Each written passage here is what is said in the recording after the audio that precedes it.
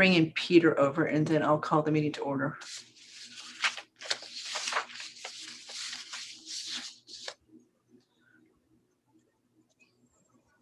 So Jason, tell me when to go over, and then I'll call the meeting to order. You're good. All right. Okay, so I'm calling the meeting of the Advisory Committee to order on April 7th at 6:35 p.m. Pursuant to Governor Baker's March 12, 2020 order suspending certain provisions of the Open Meeting Law, General Law, Chapter 38, Section 18, and the Governor's March 15, 2020 orders imposing strict limitation on the number of people that may gather in one place, this meeting of the Southborough Advisory Committee will be conducted via remote participation to the greatest extent possible. Specific information and the general guidelines for remote participation by members of the public and or parties with a right and a requirement to attend this meeting can be found on the Town of Southborough's website at www.southboroughtown.com. For this meeting, members of the public who wish to watch or participate in the meeting may do so in the following manner by finding the meeting at www.southboroughtown.com/remote meetings. No in-person attendance of members of the public will be permitted, but every effort will be made to ensure that the public can adequately access the proceedings in real time via technological means. In the event that we are unable to do so, despite best efforts, we will post on Southborough's website an audio or video recording, transcript, or other comprehensive record of proceedings as soon as possible after the meeting. All right. Okay, so hi, everybody. So we're going to start off with the citizen sponsor of the noise bylaw article, which is right now Article 41. So as everybody remembers, any articles that we did not deal with at last year's town meeting were automatically carried over to this town meeting, and this is one of those. So it's being carried over with the exact same language as was printed in the warrant last year. Certainly, amendments can be made, but it's going to start off with what we saw last year and what we discussed last year. So Peter, welcome. Are we going to see you? Or are we going to go ahead, Andrew? Kathy, in the version of the warrant that Mark circulated very recently, like in the last day or two, I see it as Article 39. Okay, so I have it, well, and that makes sense because they got rid of National Grid and the demolition delay bylaw changes. So that would have whacked out too. So that makes sense that it's 39 now. So, okay, so it's 39. So Peter, are we going to see you, or because you're muted and we can't see you?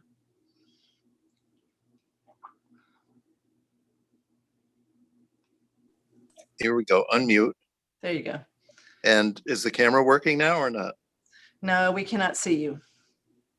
So I'm on my iPhone. Doesn't that support? Like I can see everybody there.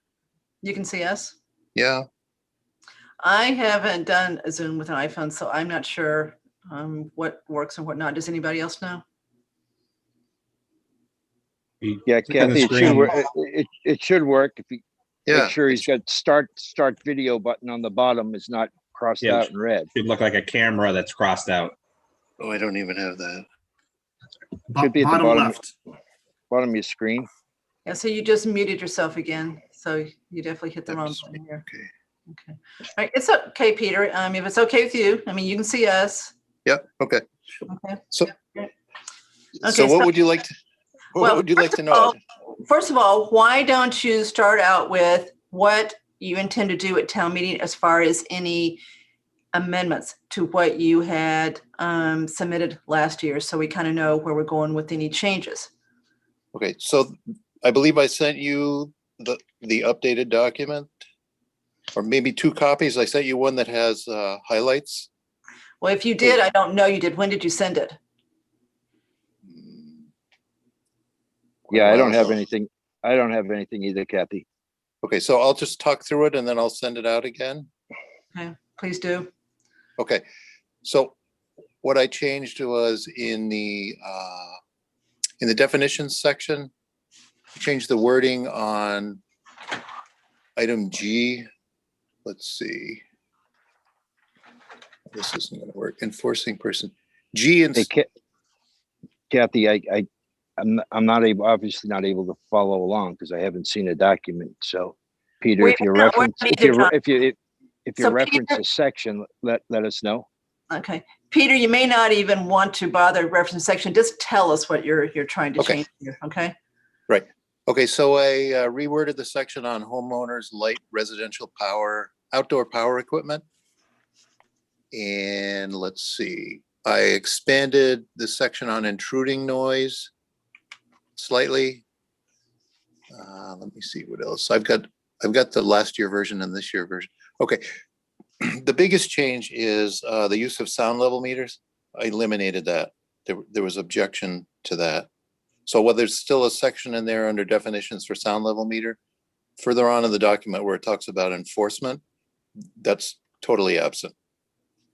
So Chief Paulus had concerns over that. And when I met with the Board of Selectmen last year, one of their members was really very concerned about that. Yes, But they were his concerned about police- lawn mowing. They wanted to know if they can mow their lawn. They can, that I'm not after people taking care of their yards. Hey, Peter, what is the impetus behind this bylaw? Is there specific instances of conduct that occurred, or how did this all come to be? Right, my motivating factor. Okay, so I moved here in 2008, and I've noticed there has been an industrialization of lawn care, especially where I live. So most of my neighbors now no longer mow their lawns themselves, and they hire contractors to do it. And the contractor equipment is a lot more noisy than homeowner equipment. And everybody uses leaf blowers. And more recently, starting last year, one of the contractors uses stand-on hurricane type machines as a leaf blower. In addition to that, behind where I live, Trotter School is behind my house. So I'm treated to all of the lawn care activity there as well. So it starts down at Lundblad Field, and it goes to Neary, and it goes to Trotter. So you multiply that by every week by, well, actually they started this week. So April, May, June, July, August, September, October, November. So, Peter, you saying that if I have an outdoor lawn care company that comes, their machines may be in violation of the bylaw, and therefore I, as well as other residents, need to come up with Plan B about how they get their lawn cut? Okay, so this is how the objections started last year. Oh, you're telling us we can't have somebody come mow our lawn. There are speed limit signs out on the highway, right? Do you see state police pulling every person over for exceeding 65 miles an hour? Right? You can't even go 65 in the right lane. But The, that wasn't my question, though. My Yeah. question is, to the extent that a neighbor of mine has an outside lawn company with their, ride-on tractors, first of all, would those be in violation of the bylaw? Well, okay, in the version that was submitted last year, perhaps they would. With the amendments that I'm proposing, it's at the officer's discretion. So in order for anything to be the issue you're describing, someone would have to file a complaint. Right? If it doesn't disturb anybody to the extent that they're going to pick up the phone and call the police, then there is no issue, right? So in those situations where a neighbor has a problem and calls the police, Yep. What happens to me as the homeowner? Am I fined? No, you're not making the noise. So you're fining the lawn company. I would believe it. It doesn't specify, but an officer would respond, listen to it, and make a determination.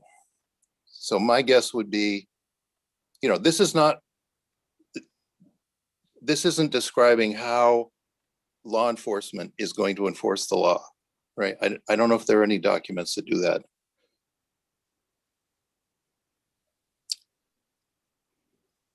So Peter, you modeled your bylaw, your proposed bylaw on someone else's, correct? Some other towns, is that true? yeah, this is based substantially on the town of Billerica's bylaw, an existing bylaw. And in their version, they do have decibel limits. And the Billerica police do have whatever they call them, decimeters or whatever. However, I talked to the Billerica police. I talked to probably half a dozen police departments when I was researching all this a year plus ago. And the Billerica police said they rarely measure the sound level. They show up, they tell somebody there's a problem, and that's usually enough to take care of it. They don't have to write a ticket, you know. But in this town, in Southborough, there is no law.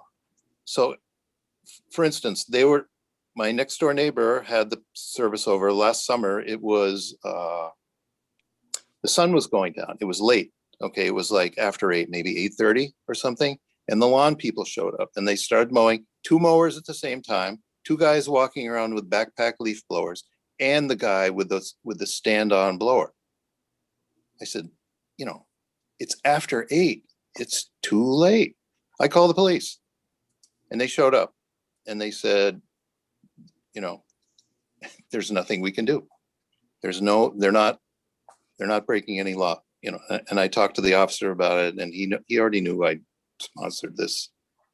And he said, well, you know, we didn't have the town meeting, so our hands are tied. So with no law on the books, nothing can be enforced. So that's why I want a law on the books. Now, this will also address, you know, somebody shows up to do construction on a house, or they come on a weekend or something. You know, if they show up at 6:30 in the morning and start banging nails on somebody's house, well, you know, that's probably not a very considerate action. So if somebody's upset enough to call the police can come and say, hey, look, it says this in the bylaw and you're in violation. So, you know, either come back and start at 8 or whatever it says, or, you know, you can't work on this day. You have to come back on Monday. So there's nothing today that would preclude somebody from showing up at a construction site at 6 a.m. on Sunday morning and working if they chose to. There's nothing to stop it? Nothing.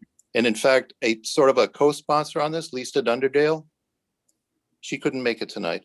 She had that part of the problem. She's had the construction part. Where she lives on Deerfoot Road, south of Route 9, they hacked down a forest there, and a developer's been putting homes in. And she had people, what did she tell me? 5:30, some truck backing up their street. 5:30 in the morning, you know, beep, beep, beep, beep, beep. She called the police many, many, many times, and nothing. They could do nothing. She had workmen showing up 7 days a week, you know, waking them up at ungodly hours. Nothing. She even got to the point, she dialed 911 a couple times, and then the police didn't like that at all. So she doesn't do 911 anymore. Does this also hold in the winter when people are snow blowing early? I don't think there's a section on snow blowers, I but think you do have one, actually. It's I saw it. It's I'm looking at it. It's as long as you have a muffler. Special, you got, it's 1.9 E. Noise which is exempt is, sorry to interrupt you, but snow removal permitted by snow blowers, snow throwers, or snow plows when appropriately outfitted with a muffler. right. Huh. If it's homeowner equipment and you're, you know, behaving in a reasonable manner, this bylaw, there's no threat by this bylaw, right? Well, I think the word reasonable is in the eyes of the beholder. I would distinguish lawn work from a builder working at 5 o'clock on Sunday morning, but that's just me. So Peter, what we're going to do now is go around the committee and let everybody have a chance to ask questions. Okay. We've only got about 15 more minutes. Jason, start with you. I guess first question is, I know we don't have the amended language in front of us, but Peter, has Chief Paulus agreed with the changes? And is he on board that it would be enforceable, not create conflicts with his department policies, create unnecessary judgment calls? Do you have any reaction from him, or is that a better question for the chief? No, I have reaction from him. I dealt with him a lot last year when I was developing this. His primary concern was with the using sound level meters. And that's why my amended version of this eliminates that completely. And I added another section entirely on leaf blowers because he wanted that. He said that's not in there and it needs to be. So I found another town that had a pretty detailed write-up on leaf blowers for their noise bylaw, and I incorporated that in my amended version. But has he seen the amended version, I guess is the question. Yes, yep. All He's got the latest. So every time I made changes to it, I ran it by him. So Kathy, I would just like either something in writing from the chief or him to come to a meeting. Because that's important as the enforcement agency. The second is on the construction. Yep. Having lived through the public safety building project, in particular with the planning board, there's an order of conditions that goes out with every construction or subdivision, right? So if someone's doing work on the individual house, it doesn't go through a planning process, et cetera, but you're referencing a subdivision construction. I'm referencing, municipal building construction. Yep. There hopefully should be some teeth in those orders. Like, for example, because of the Latticequama Road residents, the town agreed never to do work on Sunday on that site.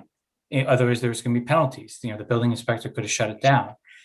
So I would just say that is also a mechanism that, regardless of how this bylaw, fares at town meeting, that I would hope, to avoid situations like you said, Ms. Dunderdale had. I think there are other mechanisms to deal with some of the items you're talking about. Right. Lisa told me that her understanding was the building permit would contain language to control that. And in her situation, unfortunately, the developer or the permit the developer had didn't have any language to protect the residents that were there.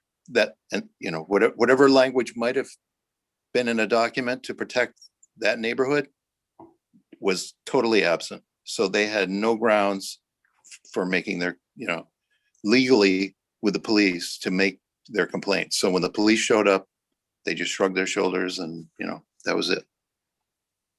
Okay, thank you. Yep, thanks. Why do the police bother to come if they have no mechanism to enforce anything? Just out of politeness? I guess, yeah, just to respond to the call. But so it was exceedingly frustrating for her to keep calling and having them doing absolutely nothing. I think that's what finally drove her to use 911 to get somebody to show up pronto. But, that's for emergencies, and they made that clear to her. But if you keep being awakened on your weekend mornings and, it gets exceedingly frustrating. And we get that. So Jason, anything else? No, I'm good. Thank you. Andrew D? I just have a comment first and a question. So I printed out from the warrant the Article 39 that's in the draft now, and I don't know how this squares with how you updated it, but in the one I'm looking at, you have one part in 1.1, the first part. We have a very, very broad provision that says it basically says it shall be unlawful for any person to make an unnecessary or unusually loud noise. And then it's unlawful for any person that controls the premises to allow another person to make an unusually loud noise. So that's very subjective. And then in another part, you have a part that says it's unlawful to have noise above these standards. So do you know, in the new version you've got, do you have both the subjective one and the objective one? Because it would seem the one that's subjective, that's just very, very subjective, hard to enforce about what's unreasonable, what's annoying. And then my question was on Billerica, do you know if the bylaw is working, or do you have a sense of the towns that have adopted noise bylaws, whether they've worked, or if there have been problems with them. The responses I got from the law enforcement agencies were that they work. They typically do not have to write tickets. If they show up and tell the person there's a problem, it usually gets resolved just by their visit. They don't get called back a second time typically. Now and then I talked to Nantucket, for instance, and they're on the water, right? And they have issues where sound carries. So somebody's making noise down on the waterfront, but somebody's further away and it's impacting them. So they have to deal with that. That was, just a story that I think it was the deputy police chief told me. But Bill Ricca said that they haven't had trouble with it. Just showing up makes a difference. When my initial draft, the one that you have with using the levels of sound, the decibel levels, I thought was a good idea because it's specific and it seemed to me it would be enforceable because it gives limits to things. And then I found, people view that as a problem on the enforcement side. For instance, like I alluded to speeding earlier, when cops use radar, those radar guns have to be calibrated periodically, and the officers have to be trained on them because people will, you get a speeding ticket, you take it to court, you want to fight it because you don't want your insurance to go up. And then they have this legal battle with, when was the last time the thing was calibrated? How accurate is it? When was the last time the officer was trained on it? Blah, blah, blah. So Peter, we get that. We know that was one of Chief Policy's objections, that they're not reliable and then they get challenged in court. So we get that. We don't have to go there. So we understand that. We took that out. Andrew D, anything else for Peter? No, so are both of those things still in there, or are you saying you took out the specific stuff and now have in just the?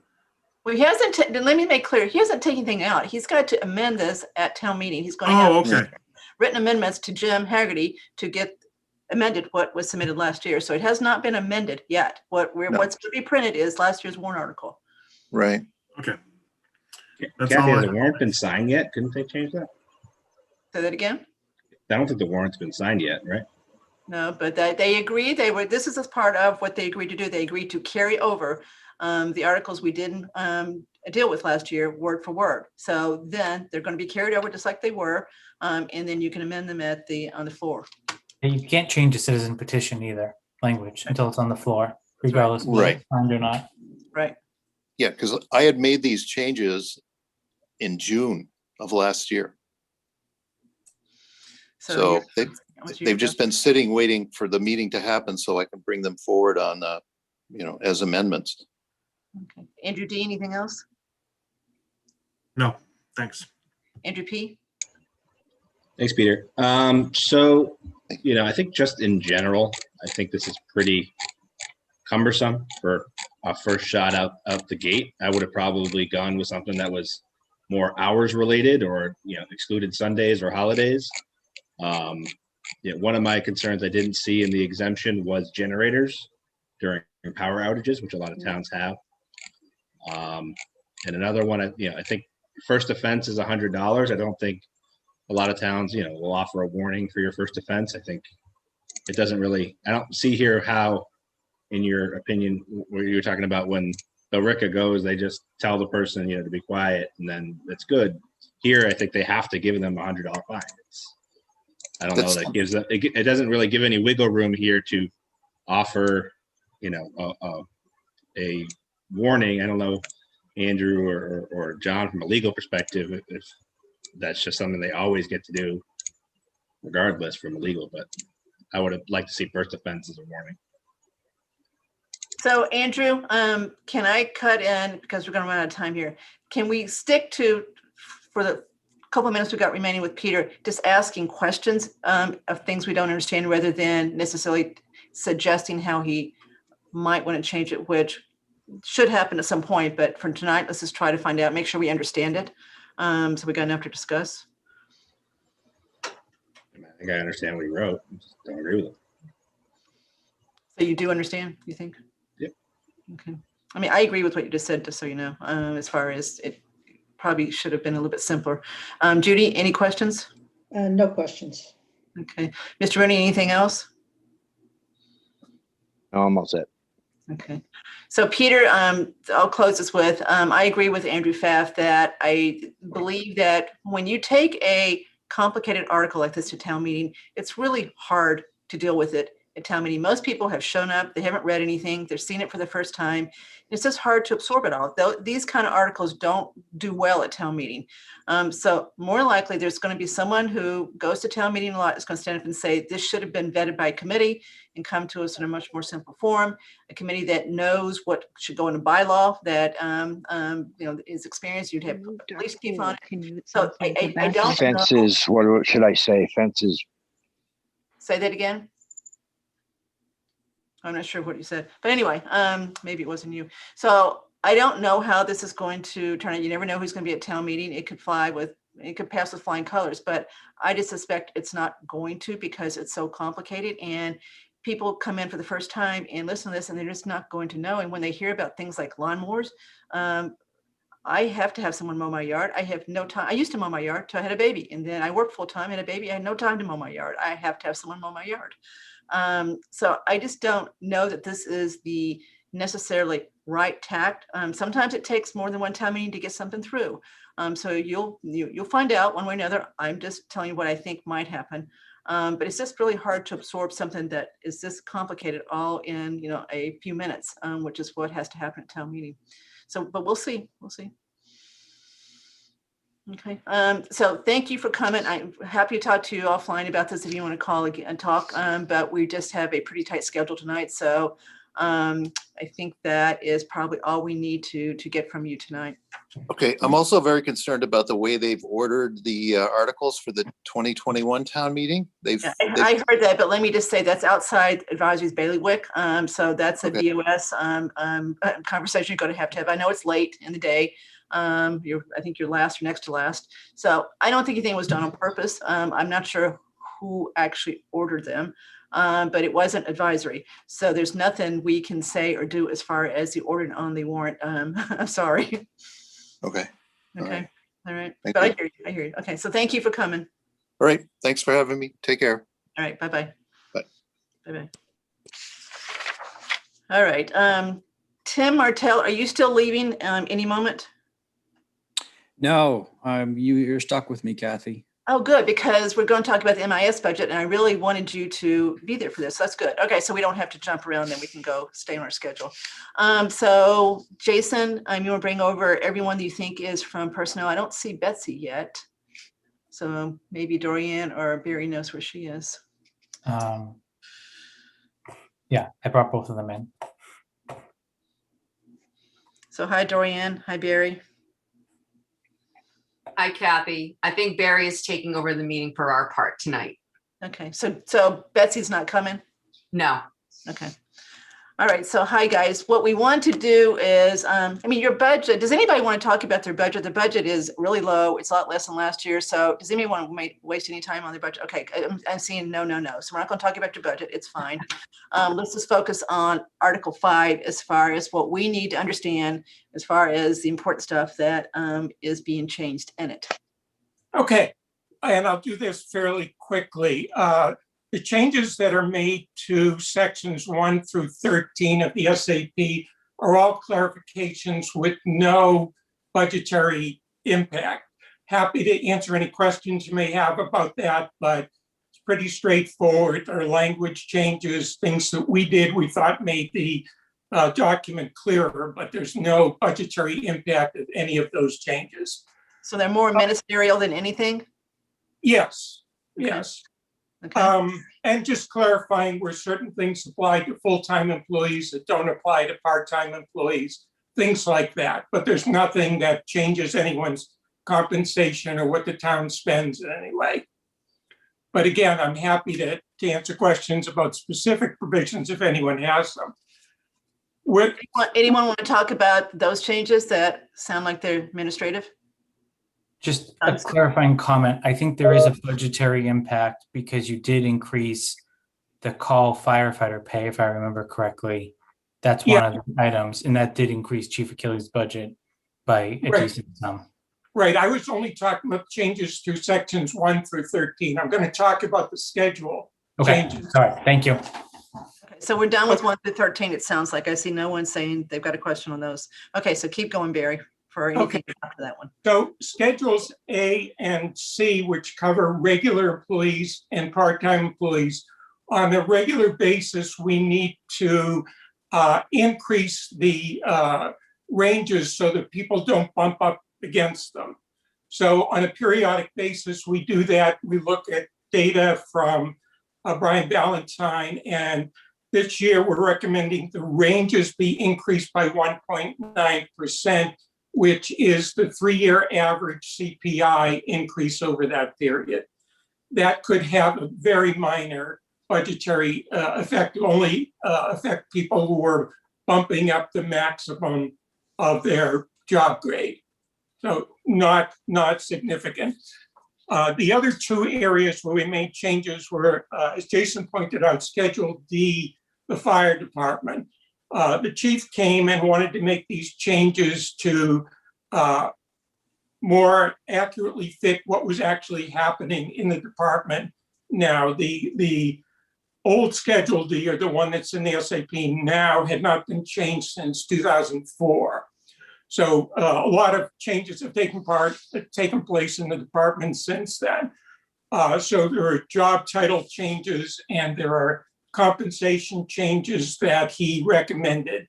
And after a lot of discussion with him, the personnel board recommends that we approve those changes, keeping in mind that, as I said, the rates have not been changed since 2004.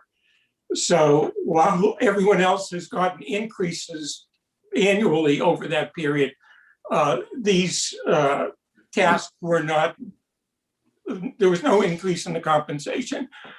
Chief Achilles estimates that the budgetary impact of this change for fiscal year 2022 will be about $5,000. So Jason, is that not in his budget already? Oh, it is. Okay, It is. It's in there. okay, Barry, keep going, sorry. Okay, the only other one is in Schedule F, and these were changes requested by the rec department. Again, new rec director came in. He came in and requested to change a lot of jobs. We have all new job descriptions for the recreation department. These changes go along with those new job descriptions. He also provided data on what other towns are paying for these comparable positions, and what he's asked for and what the personnel board is recommending are in line with those changes. I don't have a figure on what the ultimate budgetary impact of these changes will be. I have been led to believe someone from the rec department would be here and might be able to provide that information. She is, so can we bring over Jen Hansen, Jason? Done. Hey, Jen. Hello. Hello again. So did you hear what Barry said as far I as? did. Yep. All right, so the first So- question I was going to ask, has the changes in salaries been reflected in the proposed budget for fiscal year 22? So the changes to Schedule F are for all of our part-time. So it actually doesn't hit our budget line items. This is going to impact what we're paying out for our camp summer staff and our rec programs. So Tim did some math to understand how it impacts our summer run rate and what we're expecting. And the impact to our summer program is we're expecting to pay out about $10,880 more in wages for these part-time employees. But all of that is covered by the costs that we bring in from the camp program. And we're already estimating to be able to break even or maybe make a tiny bit of money off of camp this summer. So it has no impact to the town's overall budgets at all. Okay, so the 2 people on the town budget aren't impacted, and we're talking about revolving fund expenses that are going to go up. Yes. Okay, all right. All right, so I think enough said about that. We just always encourage you to make sure that you are maximizing the fees we can charge for all these programs so that we maximize the profit that gets run through the revolving fund, which you know, so speaking to the choir. Okay, so I think we're fine with that one. You're welcome to stay, Jim, but I think you did good. That was clear. Okay, bye-bye. All right, so Barry, we're with you on that one. Okay, and that covers all of the changes that we're recommending to the SAP at this time. Well, for this fiscal year. All right, well, that's easy. So everybody got it? You got admin changes, you've got changes to fire department, comp, and we've got changes to the people who provide the programs for rec. So it doesn't sound like anything major at all this year. Dorian, do you agree? No, I agree with Barry. We're all set. Yeah. All righty. Anybody else have any questions on this? Jason, you're okay with what the fire chief asked for and got? Is that a question to Fire me? department liaison, yes, you're a fire Yeah. department liaison. Well, I mean, And you you were a fire. haven't increased, so you haven't increased someone's wage since 2004. I would just hope this is an annual review moving forward, not a every 20-year sort of review. What does that mean? We have that can't mean what you just said. So I understand the bands, I understand the steps. Are you saying that someone literally, that you can't mean what I thought you just said, which is people have not gotten a raise since 2004. That can't mean that. That's what it means, Kathy. They've gotten the same hourly rate for people that aren't part of the union to respond back to calls. Oh, so this is the on-call, only the on-call guys, girls. And, Okay. yeah, so it's for training and like response to actual emergencies as opposed to standby time. Okay, I got it. 2004, 17 years. Okay, I guess it was time. All right, so anybody have any questions on that set of them? That sounds like it's totally reasonable. Just a follow-up question to what Jason was talking. So you're talking about the increase for on-call fire department employees who are not part of the union? Correct. So how many people are we talking about? Is that? I think the population is under 10 people. I don't know, but they literally only get paid if they come back for an emergency. So They don't work people who are regular not in the shift. union.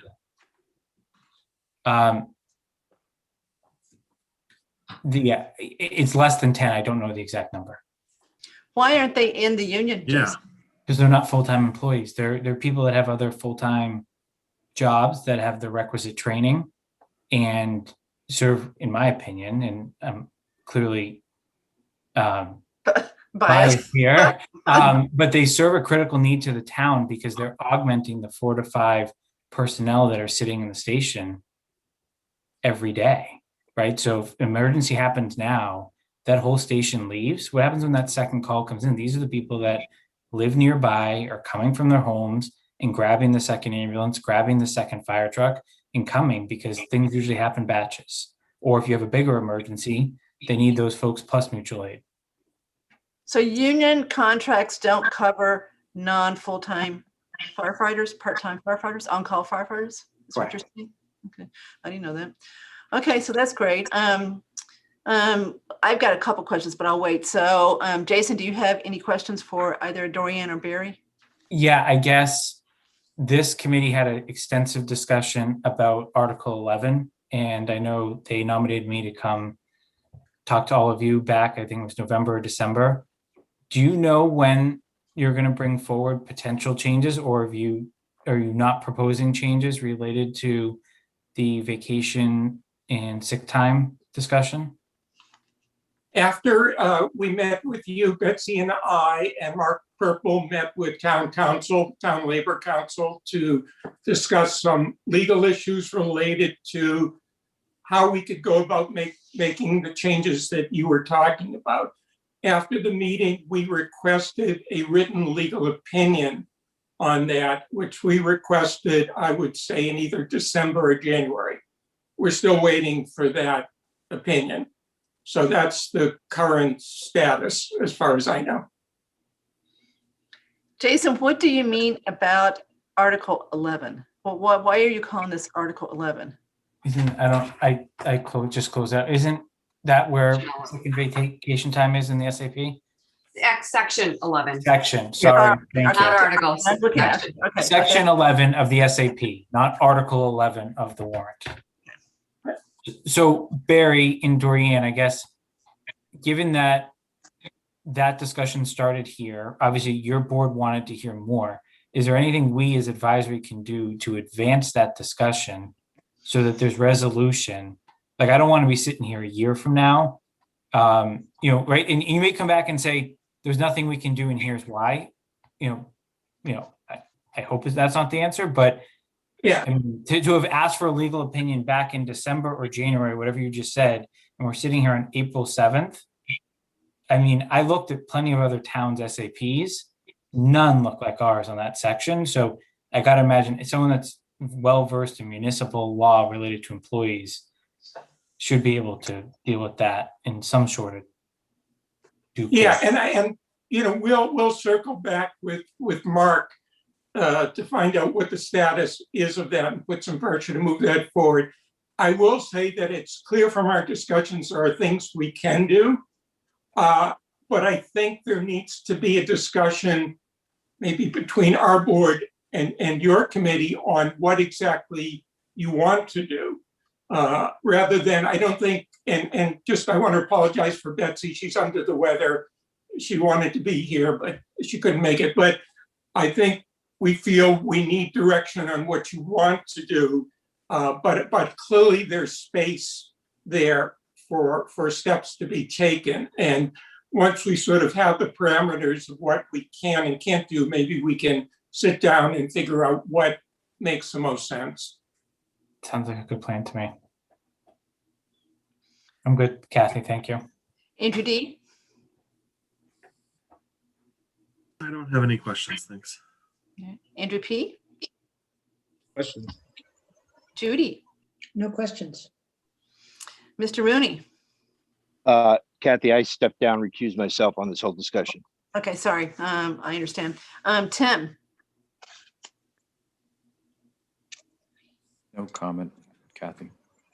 All right, so Dorianne and Barry, my only question is the following. Advisory, at least as of now, is recommending that the MIS department hire a second full-time person. We wanted this to happen last year. We put it in our annual report to town meeting. We were warning everybody that a one-person department is really not appropriate for something as important as IT. And then, of course, look what happened. We ended up with nobody in the chair for 5 months. So we are continuing to want and recommend that we have a second full-time person. It's not in the budget right now. It may be, there's a good possibility it will be by the time we get to town meeting, but it's not there yet. Someone has said to me, well, there's no position on the SAP for it.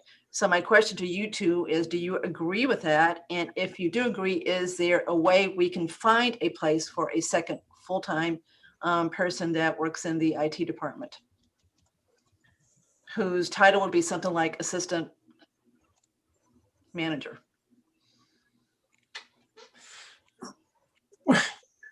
So I guess my question is, you're suggesting, can we fit this into some existing position in a way so that we wouldn't need to adopt a new job description for it and create a new position?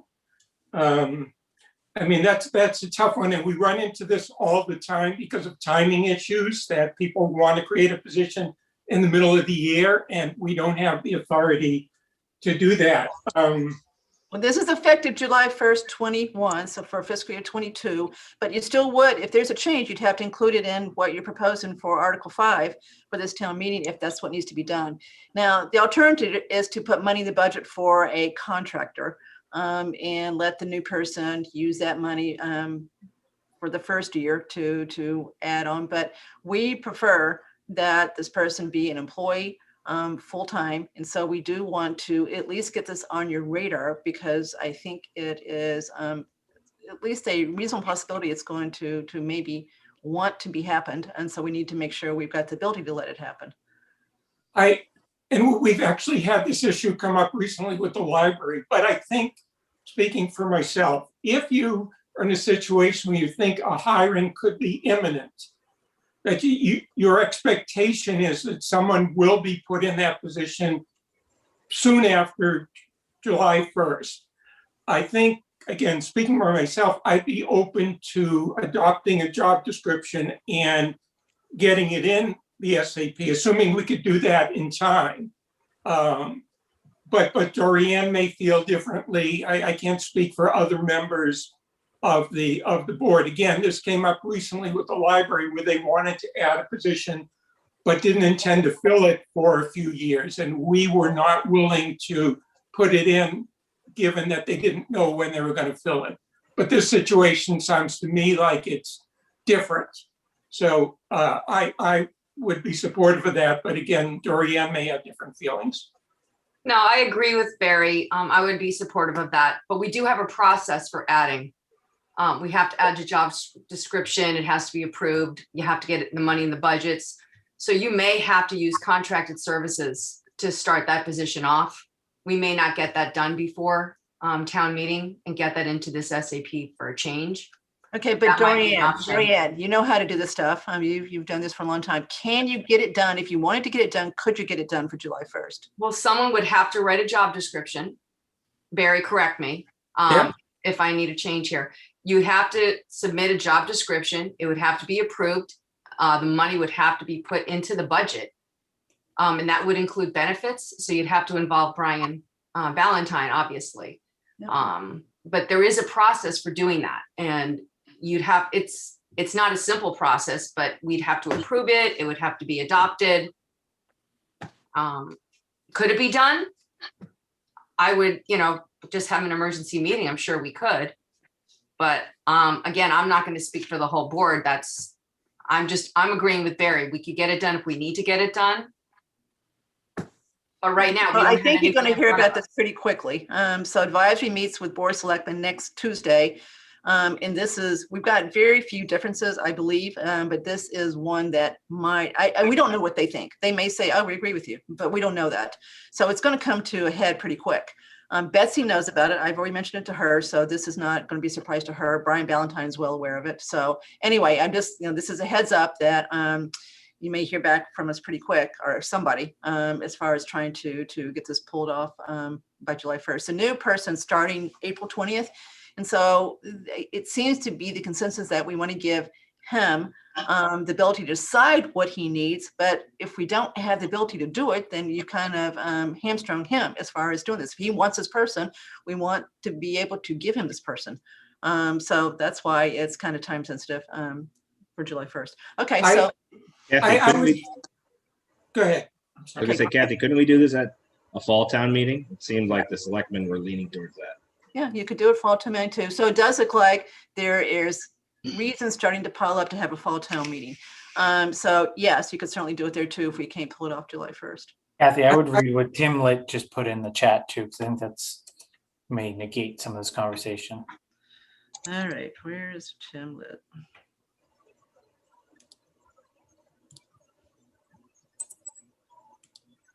All right, where's my chat button? I don't see my chat. It says Q&A. Oh, there it is. Sorry. There it is. Okay. Section of this says person will remain typically add a new classification schedule, relocating this class to different compensation, either higher or lower, subject to ratification, or section, a form amendment. So, okay, so it sounds like Tim thinks we can do it. Right, Tim? Yeah. Okay. I would suggest, given the schedule you talked about, we're meeting on the 14th, I guess the day after you. And that's our last meeting. We're supposed to finalize our proposed changes to the SAP at that time. So if I were anxious to get this in, I would have a job description already ready to go even before you meet on the 13th. So if you do pass it, we can get the job description on the 14th. Okay. All right, so I think that's good enough. Anybody else have a question as far as that goes? So I think we did good. So this sounds like it's an easy Article 5 as far as the changes go. So it won't be a long one. Tell me like some of them have been. So that's good. All right. So Dorianne, nice to see you as always, and very nice to meet you. And I'm sorry that Betsy's not here. Thanks, Kathy. Okay. Thanks for your time, everyone. Okay. So Thank we'll be in touch with you. We'll keep you posted. Okay. Okay. Thanks. Thanks, Barry. Thanks for all your work. Bye. So Jason, you scared me for a minute. I thought, what on earth? Article 11. I missed it. That's Yeah, sorry. okay. I thought I knew what they were. Okay, so let's move on. Mr. Rooney's got to leave at 8:30, so I'm going to keep flying here. So I think we may be done by 8:30. Okay, so we've got 2 sets of minutes to approve. Andrew, D, you want to take over? Yes, so the 2 sets of minutes are 324. And there, Jason gave comments. I don't think I received comments from anyone else. And I haven't circulated them, but Kathy, it would be okay if I screen share Jason's red line edits? Okay. Yes. They're pretty detailed, but I don't think they're controversial. So how does that work that allows me to screen share? You should have access. Andrew. Jason's going to give you the ability to screen share. So do you then know how to do it once you've got the ability? You've got it. There's a screen share button at the bottom, middle, green. And you got to click on it, and then you've got to make sure what you're sharing is on your screen, and then you click on it again. Okay, share screen, click it. Yeah, and then you should see it pop up. It may be with more than one thing. Okay, ready? Let's Yeah. see if this works. Okay, you see it? Yes, we do. I know this is, let me try to do this. View. Okay, so.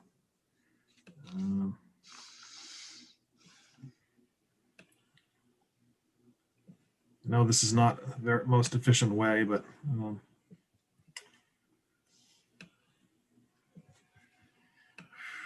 Okay, so I think this is really just correcting.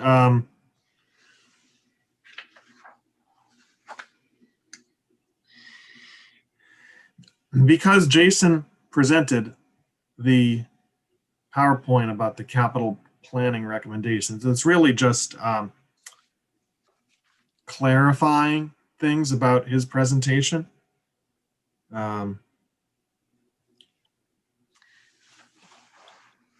So I read him, and I'm fine with everything he is clarifying here. So Okay. I'm very happy to say whatever he put here, I agree with. Anybody else actually looked at this, want to comment on what Jason wants to Can do? you scroll back up, please? Yes. Okay. Right there. All items presented had a majority vote in favor, with most being unanimous. That's the votes of the capital planning committee, not the advisory. Okay. Thanks, Andrew. Maybe we'll put that in there. Yeah. That works.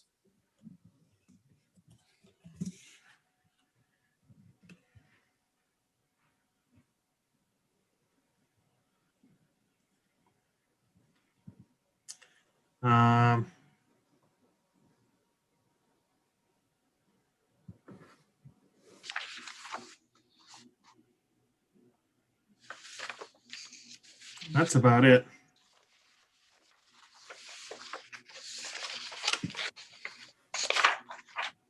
Does anyone have any further comments?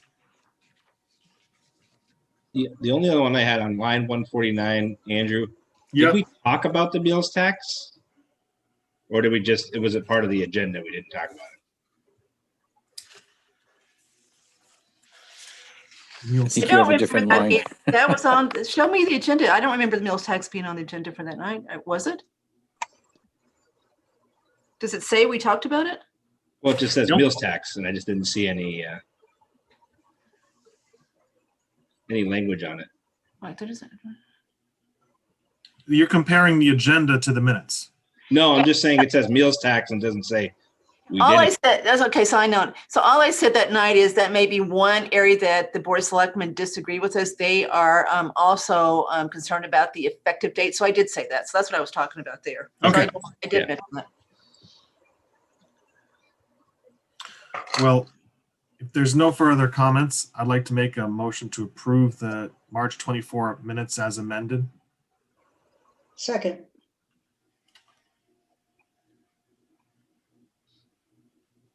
Kathy?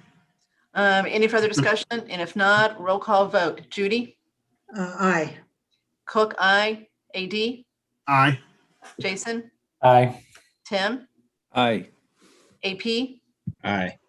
Mr. Rooney? Aye. Okay, so that was 7-0 in favor of the March 24th minutes. Okay, March 31st. Stop screen share if I can figure out how to do that. At the bottom, same thing. You should see, it should say stop screen share, green. What? Oh, there we go. Thank you. Very good, Andrew. Good job. Okay, 3:31, go ahead. 3:31 minutes were circulated last night. They looked like they were in pretty good shape. Jason had one comment where there's a word nation and it should be national for National Grid. Yeah. I would like to have my name added just so that there's transparency that I'm a member of St. Mark's Parish. Okay, just one second here. Yes, save. We will make that change, and I'm trying to make it right now. I've And got do you have a line number? I think I closed it. Well, it should be, let's see.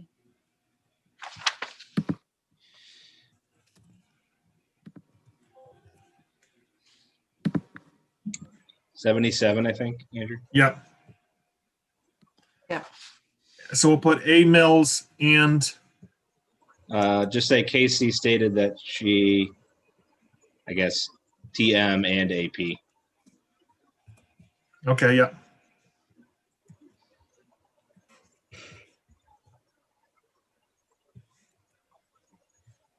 Anything else? Yeah, I've got a few. This will be quick.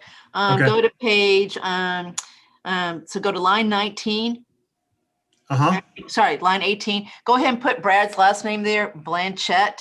Oh, yeah, I thought I corrected that. Claire, so, well, at least the copy I have is not corrected. So I looked at what was on, Okay. okay. So BLANCHETTE, Claire. By the way, hello, Claire. I forgot to say hi to you. Hello. Okay, so got that one, Claire? Are you there, Claire? How do you, could you give me the spelling again? Yeah, BLANCHETTE. Okay, that's exactly how I have it in this version, so I don't know.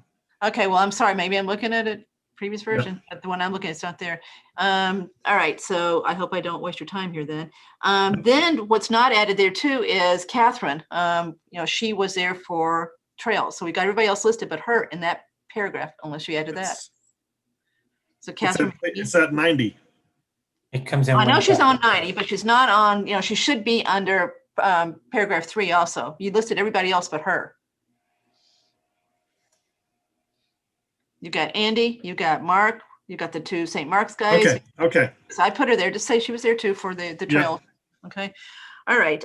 Then line 36, second sentence, they will be answering questions talking about both Andrew and Jason. You've got them listed, but then she's got heat. It's they. Yep. Okay. All right. Line 90, Catherine's name spelled wrong. It's like mine, Kathryn. Yep. Okay. Now this is the substantive one, and maybe I just don't remember right. Everybody look at line 98. It says, Ms. McKee updated that Trails is in the process of applying for a grant, which if successful would pay for their CPC request. She didn't say that, did she? She said that grant was going to do something else, like work on the trail. She didn't say it was going to pay for the fence that I can. It was like some kind of boardwalk on the east side of it. Yeah, but it wasn't the fence. It was I think not it was for the work fence. on the trail itself, right? Yeah, that's what I think too. Yeah. So it wasn't going to replace a CPC request. It was going to give them money to do something else to it, but not replace it. I would just Right. say additional trail or additional trail work or something.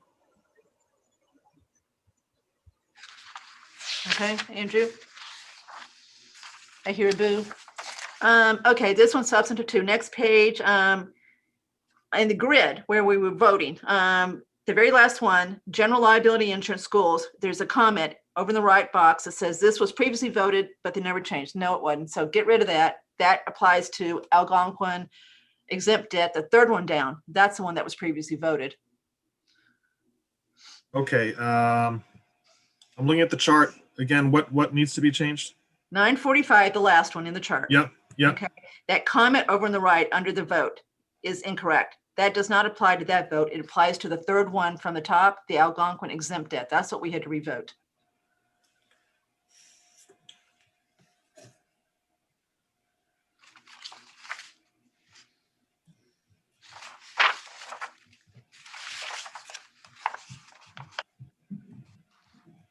Okay.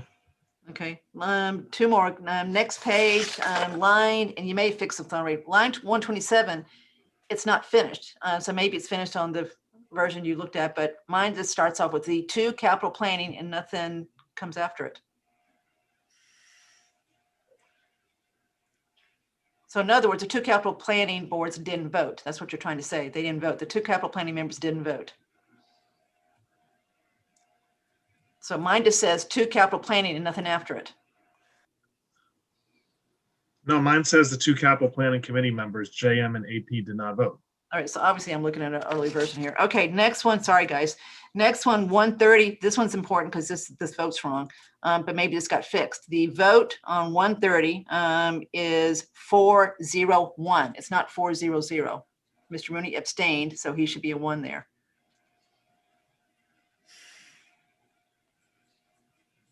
Okay, yep. Well, let me back up. Motion to, okay, it says Rooney, aye. Rooney's not aye. Rooney abstained. This is the police stuff. Yep. Okay, so everybody else, so it's 4 ayes and then 1 abstention. Everybody agree with that? Yep. Okay. All right. Okay, that's it for me. Does anyone else have any comments? I move that we approve the March 31st minutes as amended. Second. Roll call vote. Judy? Bud's eye. Cook, aye. AD? Aye. Jason? Aye. Tim? Aye. AP? Aye. Mr. Rooney? Aye. 7-0, Claire. If Claire is there, I think Claire is not there. If she is, she's very silent. So anyway, 7-0, but it's on the recording. Okay, that's good. Okay, chair report. So some interesting things. So I forwarded everybody an email from, or maybe Mark Purple sent to everybody, but the one about what's going on with health insurance with Fallon. So as you recall, we've got 2 plans that people use here, Fallon and Tufts.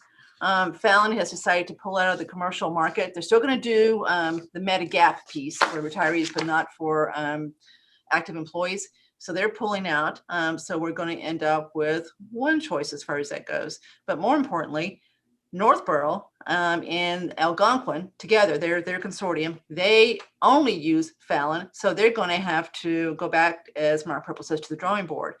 He believes that this will now give us a real chance of basically forming a new group with those 2, that they will, he thinks they will want to do that, which is not what has been telling me before, but that's fine. You know, this is going in the right direction. So he thinks that our loss ratio has gotten better in Southborough, so they actually would welcome our participation in a bigger group.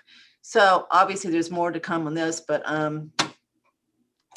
we were going to look at this anyway, and now we're definitely going to look at this. So that will add another wrinkle to the whole thing. All right. CPA. So we met with CPC last week, and since then, Andrew Pfaff and I have done a little work as far as the CPA, the actual law itself. So some interesting facts. This is basically food for thought. I've added this to our summer list to take a look at. Remember, the law says that towns can adopt the surcharge. They don't have to. So I think 166 towns have adopted it so far since 2000. Every year, a few more adopt it. You can pick the surcharge that you want to use from 1% to 3%. Southborough, when they initially voted on this, tried to pass 3%. It was voted down. Then they came back and proposed 1%, and it passed. Both times the votes were pretty close. I actually looked at them. They were pretty close.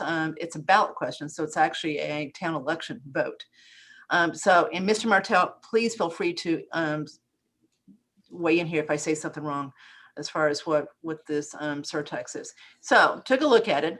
Interestingly enough, if you elect something other than 1%, you get more of a match than just a pro rata match. So a town that does 2% is going to get more than twice what Southborough does as far as a percentage goes. So they basically reward the towns that do more, have a bigger surcharge. They get more money than just doubling or tripling what they would get otherwise.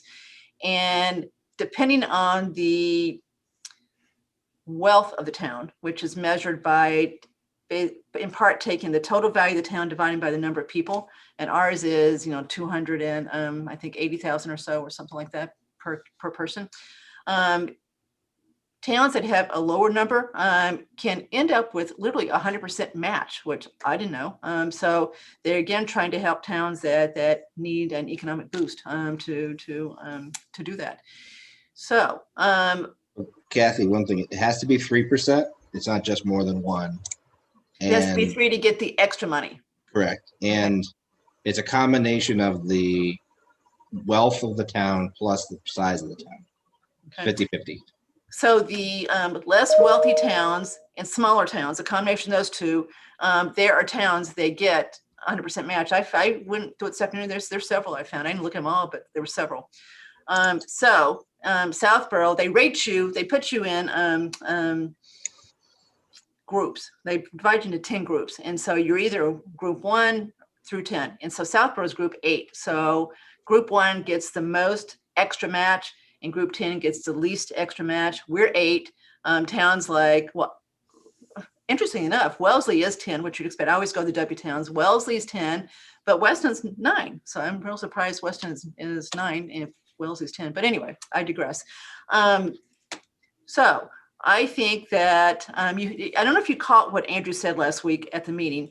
He seemed to be real surprised that anyone had any appetite to possibly revisiting the surcharge.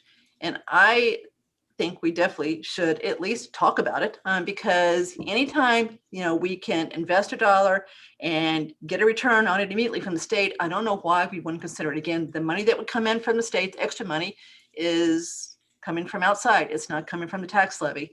So Andrew did a quick computation based on the formula that's in place today.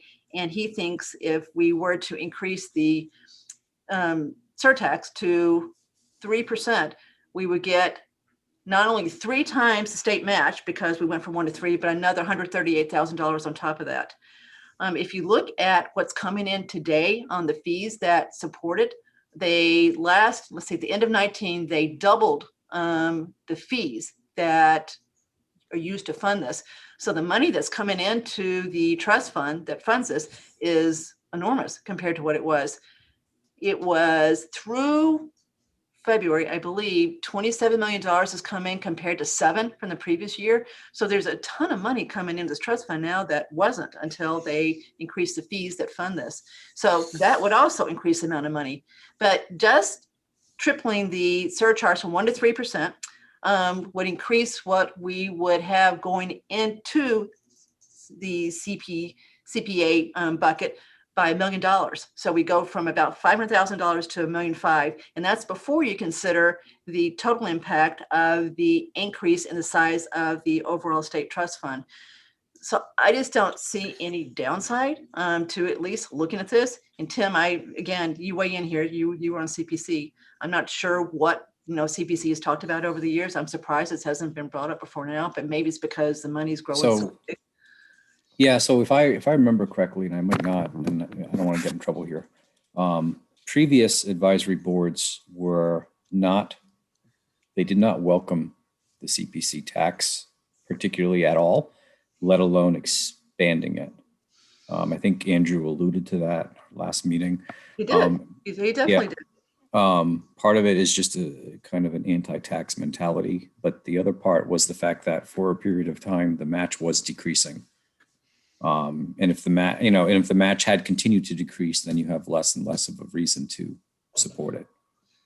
If you can make a case that some of the projects that are CPC projects would have had to be funded by the town, you can make an argument that it's not costing anybody any more money. You're just shifting it from one bucket to the other. Yeah. So, again, on a $600,000 house, the surcharge right now is about $100. So it'd be $300 instead of $100. And the tax on that house is about $10,000. So, I kind of go back to my meals tax argument. Is $300 really going to be a game changer for someone who's already paying $10,000? I don't know the answer. It's a rhetorical question for now, but I do want to, so I've added this to our summer list to talk about. I think it's worth at least talking about it because this match is increasing. It's not even it's exponential at this point between the new money that's coming in, the state's adding more money to it. And then if you went from 1 to 3, you really got a huge, huge jump in what you get from the state. I agree. I'm in favor of it. The only other thing I think we should look at is there is a pile of money that's not being used because it's in the affordable bucket. Yep. So that's, you don't want that pile to be a dead end. But the reason why it's still there is because Shop C was defunct for so many years. Yeah, so I agree that should be dealt with simultaneously. So the other two are not piling up money at all. Right. Okay. All right. So that is, unless anybody has any other comment on CPA, that's my comment from last week on that one. Hey, Okay. Kathy, I Yes. agree absolutely that you should look into it. When Andrew mentioned this, I said something that I subsequently realized is completely and totally wrong about how. So the CPC funding, this is all from residential real estate taxes, right? Here, there's no other funding source for CPC other than the surcharge. Is that right? Tim, is it only on residential or is it on all property? I'd have to look it up. I don't know that it's limited to residential. I don't think it is. I think it's. I am, because I don't know how I've gotten confused about this. I was under some impression at some point that there was also a tax assessed on, things like deeds that are filed at the Registry of Deeds that had a connection. That's exactly what it is. That's what funds it for the state, Andrew. You used to pay $25. Every time you record a new deed, it's $50 now. Anytime you do a municipal lien, it's gone from $10 to $25. So it's double. Okay. Okay. So That's only that. It looks like it's a small part of it then, because the surcharge, you're talking about a surcharge on your residential property tax assessment. Okay. All right. Yeah, I do think it's all real estate. The exemptions are limited to residential. So Andrew, the surcharge is real estate, right? So that's your 1%, 3%. And then this year, the 28% state match came from I think it's $50 per deed registry or whatever, however they're funding each fee. But see, Andrew P., that's my point. They raised it. They doubled the fee. So when you buy something now, if you look at your closing statement, you're going to see $50 on there, not $25. Or whatever the fee is. And so maybe it's not, I'm not sure what this is. So Andrew, you pay $4.56 per thousand, right? As far as a stamp tax. I think this is separate. They call it a recording fee. So I don't know if this is the only recording fee. This is just a part of it, but whatever the recording fee is, they added and they doubled it from 25 to 50. So it's doubled the money that the state has to distribute. But what we're talking about has nothing to do with that. This is just about the surcharge. Right? No, the match that you gets paid for by that fund. So the recording fee goes into the state pool, and then the first 80% goes to all the towns, and they all get the same 28.6% of their surcharge. So this year our surcharge was $365,000. We got 104 in our state match, which was funded by those recording fees. Now and then if we move to 3%, we would go into another bucket, which then looks at the size of the town and the wealth of the town, and we would get approximately another 135,000 on top of the 28% we already got. Well, just to be clear, so the 350, I'm rounded down a little bit, triples from the town. So the town contributes another $700,000. So that's $1,050,000. And then the state has to triple what they give us before you get to this next level. So we end up getting $1,500,000 instead of $500,000 just based on the old collection rate. But if this collection rate doubles, you could get a whole lot more. So you could get $2 million in total, with $1 million coming from the state, $1 million coming from the town. So I really think we need to look at this, because that'd be a lot of money to give up. And so you'd sell it to the town by saying, look, you invest $1 million, you got a dollar for dollar match, or a 50% match. So you've got all this money coming in because of what we put into the kitty. So anyway, so Tim, I don't remember advisory ever having a real discussion with this. So I think it was a long time ago if it took place. Yeah, there are a couple people who are big names in town meeting who were not so for it. All right. But anyway, I still think we should give it a shot and talk about it over the summer. Okay, Board of Health. So remember the last to me, as I said, I think things are going in a better direction. I will tell you tonight, they are definitely going in a better direction. There is a Board of Health meeting on Friday, where I believe they are going to consider reducing their proposed fiscal year 22 budget significantly, with the understanding that there is funding to be had from CARES Act. So it's a much healthier discussion right now. I didn't listen last night. I know that they were in front of Board of Selectmen, or Mary Lou's was anyway. So I didn't listen to it. I heard a synopsis of it. So anyway, more to report. Watch your email between now and next Tuesday. So we got to get past Friday first and see what they do, and then go from there. But I do think it's going in the right direction as far as reducing their proposed budget for fiscal year 22. So TBD. All right. Okay. Now let's go on to back to the budget, I think. Okay, so we're going to finish voting tonight on, there's just a few warrant articles left to vote on, so let's get rid of those first. And then I've got this ready to be sent to Mark Purple, so he knows where our votes are, what we're going to do at town meeting, et cetera. So I'm just going to run through these real quick and remind everybody what we've done so far.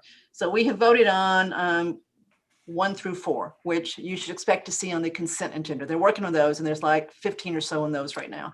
So we voted on those. Those were fine. Those are not controversial. Okay, so is everybody ready to vote on Article 5 from the Personnel Board after what we heard tonight? Yes.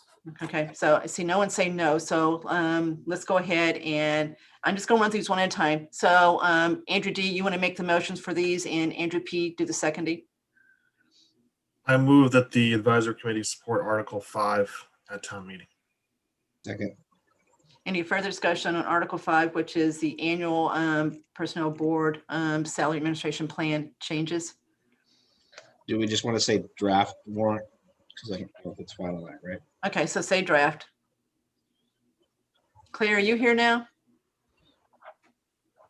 She said, Can you guys hear me? no, we Yeah. can't. Yes. Now we Yes. can. Oh, Couldn't before. oh, okay. Okay, I'm sorry. I've been here all along. I just don't know why you couldn't hear me. That's why I kept saying I don't think All you were right. there. So now we can. Okay, Yeah. so Andrew, so do it again. So AD, make the motion and use the word draft. I move that the advisory committee support at town meeting what is currently Article 5 in the draft warrant. Second. All right, any further discussion? Okay, roll call vote.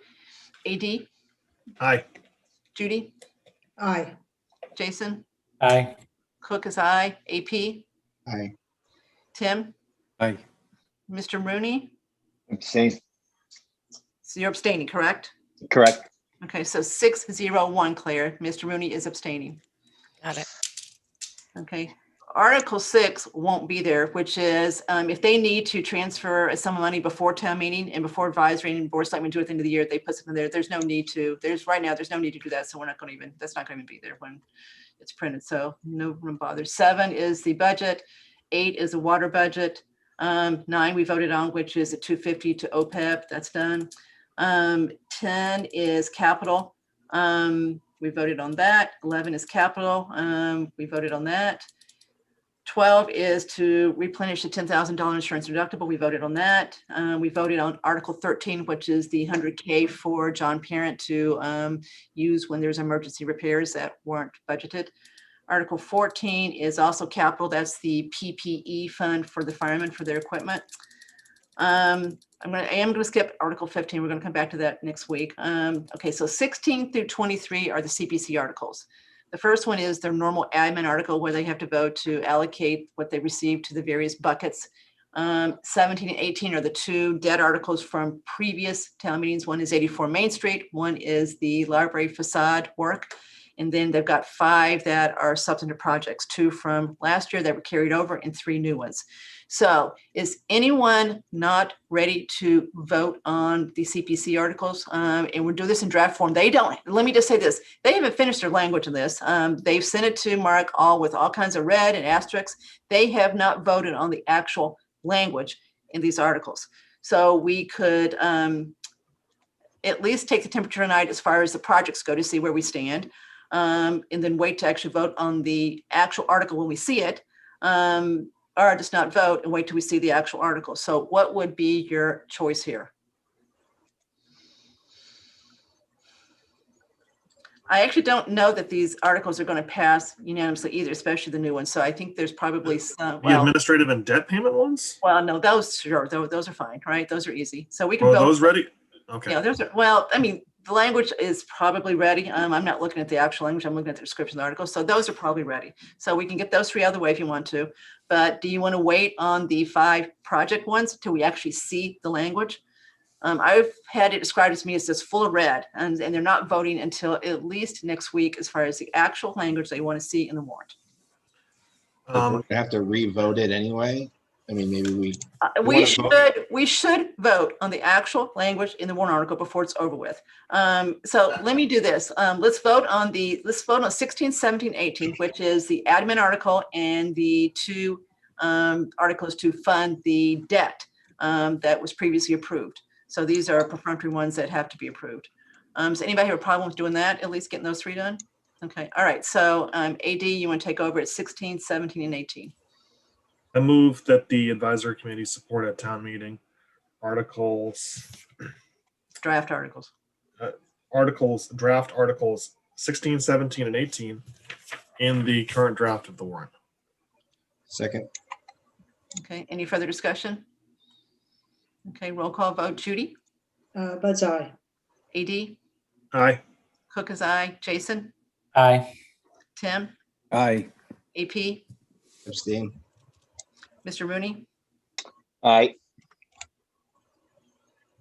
Okay, 601. Okay, with Andrew Pfaff abstaining, Claire, from those 3. Got it. All right. Now, does anyone want to talk about the other 5? I know Mr. Rooney has an issue with the trail. I have, go ahead. I was just gonna say, the St. Mark's Tower. If I was just thinking that if the people in the committee who are members of the church recuse themselves, and that's 3 people recuse themselves, we're currently a 9-member board. Then Yeah, we but have this is different than the quorum. You can still vote, and you just have Okay. a majority vote for people who are, so you're fine voting on this. It would be Okay. a full person vote. that one is where I think the outcome might not really depend on the language. It's just the unusual issue posed here. I agree with that. I mean, I'm thinking, Kathy, for all of these, at least if we could do a straw poll, because I think that should be part of the discussion with Board of Selectmen is like, let's just say we are all in favor of something or against something, subject to the final language, just the concept of the project and whether it's a good use of funds subject to wording, I think would be helpful to see where we're all at. Cause I don't think we've really discussed that. All right, so we'll do these one at a time. So Andrew, you want to take charge of the vote for the church bell tower? Well, how about this? If we can just maybe following Jason's suggestion, taking a straw poll. That's what we're doing. So we're taking Okay, a yeah. straw vote. We're So not. Judy, what do you think? I vote no. Okay, and then I would vote no. And Jason, how would you vote? I'm a pretty strong no on that. Okay, so You get Mr. Mooney's vote on that one. I'm that would sorry, be- John. That would be no. Okay, so does someone want to make a motion then? I mean, do we need a further? I mean, we've thought about this for over a Let's year just now. call it a straw vote. Okay, so Okay. straw vote without a formal vote is 403. Claire? not in support. Right, sorry. just sorry, I said it why- right. 043. Right, so, right, Jason is right. 043. Okay, and the only reason why I wouldn't take this vote now is because we haven't seen the actual. Yeah, we really need to vote on the actual language in case there's Okay. something in it, right? That somebody's gonna go, oh my God, I believe you can do that. Okay, so the next one would be calendar field. So that's we've been told it's going to fix the field once and for all. They know how to fix it. It's not gonna be temporary. So that's what we've been told. So I think that's what we assume. Okay, so straw vote on that one. AD? In favor, I mean, because this has been something that's just been discussed at every single meeting for the last 3 years. So I see that there's a process to it, and they're following the process, so I'm in favor of it. Okay, Judy? I vote yes. Cook is aye. Jason? Yes. Tim? Although actually, hang on. I voted yes in capital, so I don't think I should vote. Sorry. yes. So you're not voting on this one. Okay, so let's do it again. So AD says yes, Judy says yes, Cook says yes. So Jason and Andrew are not taking a straw vote here. So Tim? No. Okay, so Tim is against, and Mr. Rooney? Abstain. Okay, so let's get this vote right. So we got 5 people voting, 3 people are yes, 1 is against, and 1 is an abstention. So it's 3-1-1 as far as a straw vote. Can I just add, if it's okay, Tim? Does it have to do with the cost of it, or No. just No. The field was built with the purpose of being a floodplain. And I don't take any verbal or nod of the head from any engineer as a reason to spend that much money. They need to put it in paper that they guarantee that it won't flood. Otherwise, I don't know why we're spending this money. I mean, it was designed to flood at least once a decade. Tim, have you read their final report? In detail, no. So will you do that? And let's talk about it again and make sure, because I don't know, we've had, so many different opinions here. They were supposed to go through a phased approach, which they did this time to get to this point. And we said, if you do that, at least the prior advisory committee did, then we would support it. They did do what we asked them to do. Yeah, I just want a very definitive written statement from a qualified engineer that these fixes will 100% guarantee no future flooding. But don't you think that's unrealistic that someone would actually say that? I mean, pending an act of God, right? Yeah. Obviously things can happen, but the fact that this field was designed to flood purposefully, to me makes it a problematic place to invest our money. I mean, I had sent out the letters a while ago. I can re-forward them to everybody, but one of the conclusion is my opinion that implementing the construction details stated above should provide relief to the flooding and sediment buildup on the fields.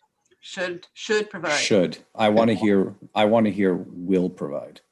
So I think that when we go to Board of Selectmen next week, we'll say it was split vote, and we'll make sure they hear both sides of this as far as where the vote came from. Yeah, short of that, I'm all in favor of fixing this field. It's been a miserable field for far too long. Yep. I mean, we need field too. We Okay, do. so that one's 3-1-1, Claire. Okay, next one is I'm going to come to the big one last. Let's do the flag school assessment that Michael Weishan described to us. Anybody want to say anything about that before we do the straw it's vote? less than $10,000. Why wouldn't we invest this money to have a? I mean, I think some of it was more for low painting though, which seems is that like a maintenance issue or a? This is an It was, assessment. They're gonna it come was back for with paint paper. study. So it was to remove the paint and figure out what the historical colors were. Yeah, so this isn't going to accomplish a lot. They're just going to come forward with a report saying this is kind of what you might need to think about doing if you want to keep this building. So the big number is yet to come. But it's so clear. It so clearly has a community preservation, historical type purpose. Yeah, very cute. All right. Anybody else want to say anything else about the flag school assessment?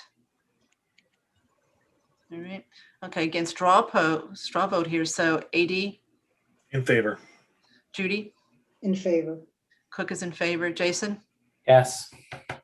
Okay, so yeah, you two are voting this. Okay, so AP, Abstain. okay, Tim Yes. and John. No, So you're saying no? no, You don't support? opposed. Okay, so, well, we're getting some disagreement now. Okay, so that was 5 in favor, 1 opposed, and 1 abstention, Claire, 5-1-1, as far as the straw vote. As far as just the project itself, just talking about the project. Okay, next one is the trail on the DCR land that we heard from Catherine McKee. So John, you want to talk about that one for a minute, since I think you. I'm not against the trails. I would love to have the trails in place. I know there's a citizen survey out there. I think she represented, it was 1,600 signatures. But unless this fence is being built with stainless steel or some other precious metal, I cannot, in good conscience, say, agree to that type of a cost for a fence around that area. So it's on that basis upon which I object. I just don't understand that. I mean, you can put up a 10-foot chain link fence within those dimensions for under $250. And I think their quote was 30 something. That's the basis upon which I cannot support this one. Okay, so it's cost. Anybody else having comment on the trail fence? Well, Andrew? no pun intended. I'm kind of on the fence about it, but part of the reason is that the best walking trails are loops where you've got a parking space that can handle maybe a dozen cars. This is really a path which just goes from like one point to another point. If you walk there, you just need to walk back. And so I think of how many people would really use this trail as opposed to, Breakneck Hill and Chestnut Hill get a lot of usage. I don't think it's on the same level of use, but I understand the argument that Andrew was making of this is an investment which is going to kick in, and then you get the grant, and then something which would complete the borough's loop would get done. Kathy, I also just wanted to add that 1,600, if that's the correct number, citizen enthusiasm. I do not believe it included the information about this golden fence. So I don't know whether or not that would have swayed any vote to go forward with that. I think it's definitely when people would probably question, because they've probably done fences in their own place, right? Around pools, whatever, and they know what they cost. And to hear about a fence like this around such a small place costing that much, I think they probably would have raised an eyebrow. So I agree with that. Can we get a copy of the quote? It was in the document, I think, documentation. Was it? Look for Like, what is the labor rate on that quote? Is that what's driving this price?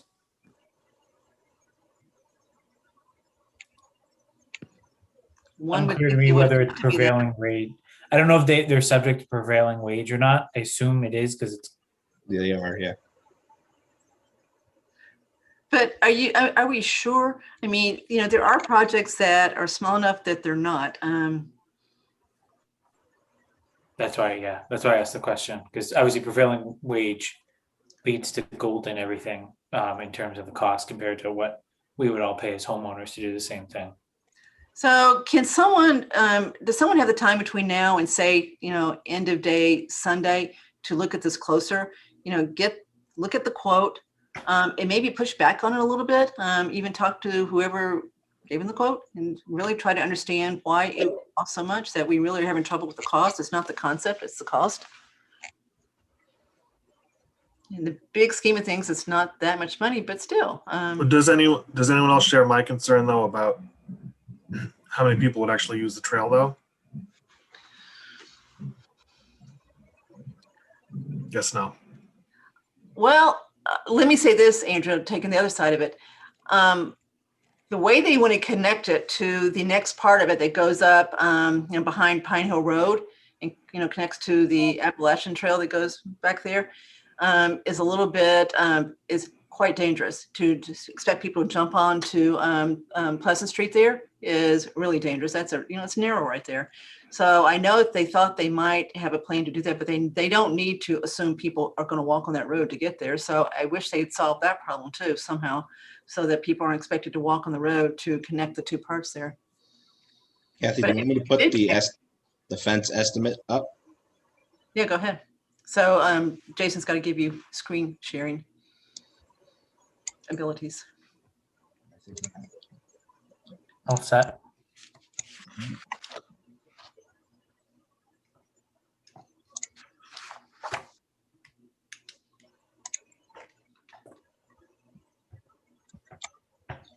Do you guys see my screen now? Yeah. So of the 47, or it's 32,000 for the fence. Looks like the majority, almost half of it is labor. So the 14.5 is the labor. I mean, I would say 14,000 or 16,000 is high, but it's a pretty tall fence. So I don't know if I think it's that bad, but it's a lot of labor. That's a lot of people for a lot of days. Well, So it just are we says making this- quantity one. What does that mean? If this thing takes 11 days, I'll stand down. Okay. Where do you see 11 days?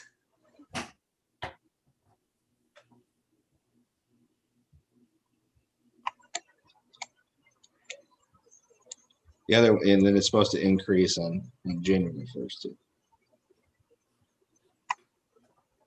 So it would be more than the quote?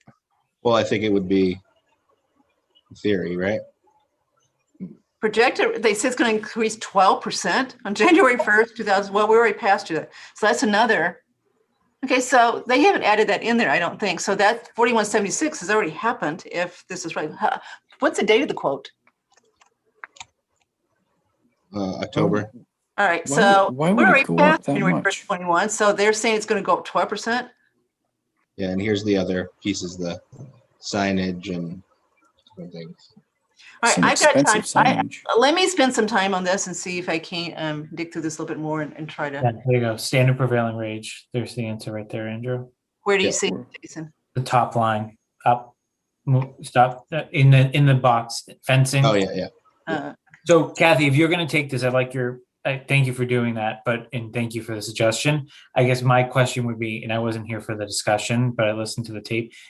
Why don't we have 3 quotes? That's standard procurement for anything over 10,000 in this town. And or do they actually have to go out to bid? That's probably a question for Mark as the procurement officer, but we shouldn't be making the decision off of 1 quote, because what I'd hate to see is that we got a bad quote and it was too high, and then we don't support something, and then it really could have been half, because these things are all, just look at some of the recent quotes the board of selectmen have gotten. They're hundreds of $1,000s different for the same thing. It's just craziness. All right, so let me see what I can do. And then we will discuss it with Board of Selectmen next week, and then we'll take a formal vote. All right, the big one, the townhouse. All right, so Jason and Andrew P. will not be part of the straw vote on this one. Okay, so this is the big one. I can say this, I know that capital planning has done a lot of work to vet this one. We heard what John Parent said as far as what he's recommending. We've been talking about the townhouse windows for years now. So does everybody think it's time that we're there? Do we want to, does anybody have a real issue with this one? Kathy, comes out of the historic bucket, correct? I don't know that we know that right now. It can't all come out of that, I don't think. So if you take, $2 million times 20 was $100,000 a year. So I don't think it can all come out of historic. Tim, correct me if I'm wrong. I don't think there's no money to do it. I looked at the numbers. You also got to remember factually the library is already coming out of historic. So I think it's probably somewhere out of the unreserved. Carla has all the numbers. I just don't remember them. In 84 Main. So the historic budget is toast. It's coming out of the. And would it be bonded, Kathy? Yes, absolutely. And does that reduce the town's ability to bond any, or does it restrict our ability about bonding a future project? Yes, very much so. With It at does. least, so this is what, so Tim, help me here. It looks to me like what, I think what Andrew said, and I actually checked on this, so I think what he said seems to jive with what I saw. You can only, when you're trying to do a bond, you've got to be able to use only projected local receipts, the local surcharge. You can't use what you think you might get from the state match as far as looking at whether you can afford to Right. on something. Because you can't rely on it. Yeah, so you can only look at the 380 as far as, and piece that's already committed. So if you assume that about 160 a year is already committed to the two other projects, which is pretty close to the number, and you assume that this is going to be at least $100,000 a year. If they've done the math right, they don't think they've got room to bond anything else until 2027. Now, I don't know why they picked 27, because the previous two projects aren't over with in 2027. They're both 20-year bonds. So I'm not sure. I tried to figure out the numbers today, but I can't. So I've got to get Carla to help me as far as why he said what he did. But John, long answer to your short question, yes, this will impact the ability for future bonding, for sure. Or the for the CPC, Yes. Yeah. not for the town. Yeah, not Yeah. for town. No, this is And really mostly on recreational and historic projects. You still probably have capacity to do it for open space or for affordable housing. But Um, here's the other thing. Wait, to wait, remember. wait a minute. Wait, I didn't understand. Andrew, can you repeat that again? So the ratio or the Well, so John, how it works is you take your, based upon buckets? yeah, so you can only spend up to your surcharge, and the surcharge you automatically take, I think it's 10% for affordable, and I think it's 10 for open space or 5 for open space, and put that aside. So you could, right now they're not using the bonding capacity of those buckets because they're only bonding historical. So the two bonds that are currently active, 84 Main Street, right? And the library are coming in part out of the historic bucket, but not all of them. They're also coming out of the unreserved bucket, which is now reserved. So they're the catch-all is they're picking those up too. So the whole thing's not coming out of historic right now as it is, the two. So But Kathy, we increase the surcharge to 3%, then we'll be okay. That's part of why I'm bringing this up, right? We could certainly alleviate the pressure on being able to bond something in future if we were able to do that. So there's a reason I'm bringing that up. I didn't bring it up just in a vacuum, but based on what he said last week, that this would restrict the ability to do certain future bonds that used the historic bucket for sure, then increasing the surcharge to 3% would get rid of that problem. Kathy, can I just raise a few clarifications for John too? Is John, that bonding comment that Andrew made, and I spent a lot of time with Carla and Brian from a capital perspective, assumes that all the projects that we just walked through pass at town meeting. So, for example, the church, if the vote or stance that those of us that could vote on that holds, then that frees up additional money for CPC on the floor to appropriate a portion right off the bat. Same thing if the trails didn't pass or any of the other items don't pass, you don't actually have to bond the whole amount. That's what they've done now to be very conservative. So I just think that that's a fact that everyone needs to be aware of, especially. That's helpful. So Thank you. That's helpful. Yeah, and I think the other thing, John, is there are projects that the town has approved years ago that are still in the books that can be closed out to free cash. And I know Carla recommended when we were in front of CPC that analysis be undertaken. There's some pretty old stuff. Leaving affordable housing off to the side, I think Tim made a good comment about that earlier, that there's just large buckets sitting out there. That's another potential source that hasn't been factored in. And then obviously you're saying close out old CPA funded projects. Yes. Okay, which would create the same concept that we have in the general fund of free cash for CPA that can be appropriated to other projects, moving forward. Jason, any sense as to the total amount or, where it falls between? I don't want to speculate, John, because ultimately Yeah, right. CPC gets to make the call on that with obviously I'll just to give you an example, John. There's money that the CPA used to fund the building of the Fire Police Memorial at the old Main Street site. We've Right. now since picked that up and moved it, and there's still money sitting out there. Okay. So those are kind of some examples. That's not a huge one, but those things add. Right. So Kathy, yes. if you're doing a straw poll on this, I am tending to be supportive of the CPA article about the townhouse because, and I'm curious what you think too. And this is money that's going to need. I am doing a straw poll. 5 people are going to weigh in on the straw poll. So you are in favor, it sounds like. Because it's going to be money that needs to be spent at some point, right? And it's an important building. And I think that in the other pipeline of what other big historical projects might be coming down the pike, I haven't heard someone say there's another big one which we potentially could be dealing with between now and 2027. And then there's of course, contingency that you might increase the surcharge. I think you're right. I can't think of any other large historical building that you would talk about spending a lot of money. We know what's going on with South Union. We've already done the library. There's no plan with currently on the table with all the talk about closing a school and what we might do. There's no plan to change the townhouse at all. So we wouldn't be spending $2 million and the next year saying, well, let's sell or close the townhouse. So I think you're right that this money is probably going to be well spent and last for a long time. All right.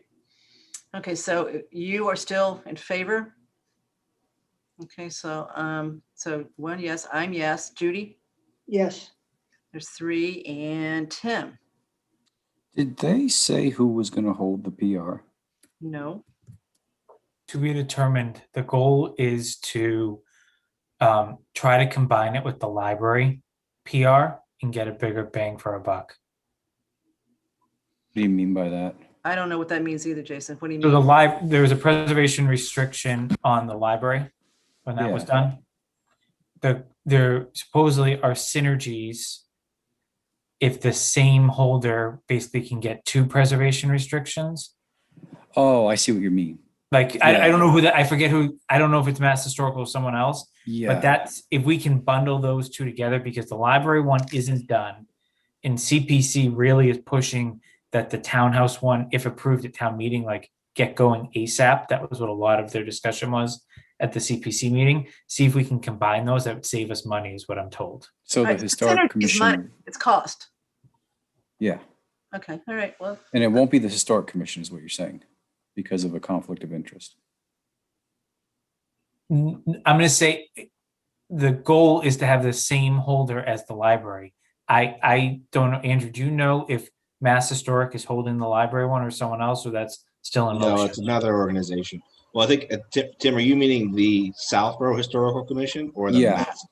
This is the Southborough is I don't not. think the Southborough one is in the cards. Maybe the Mass one, if we got a grant, kind of like St. Mark's Church, they can hold a preservation restriction, but to be determined.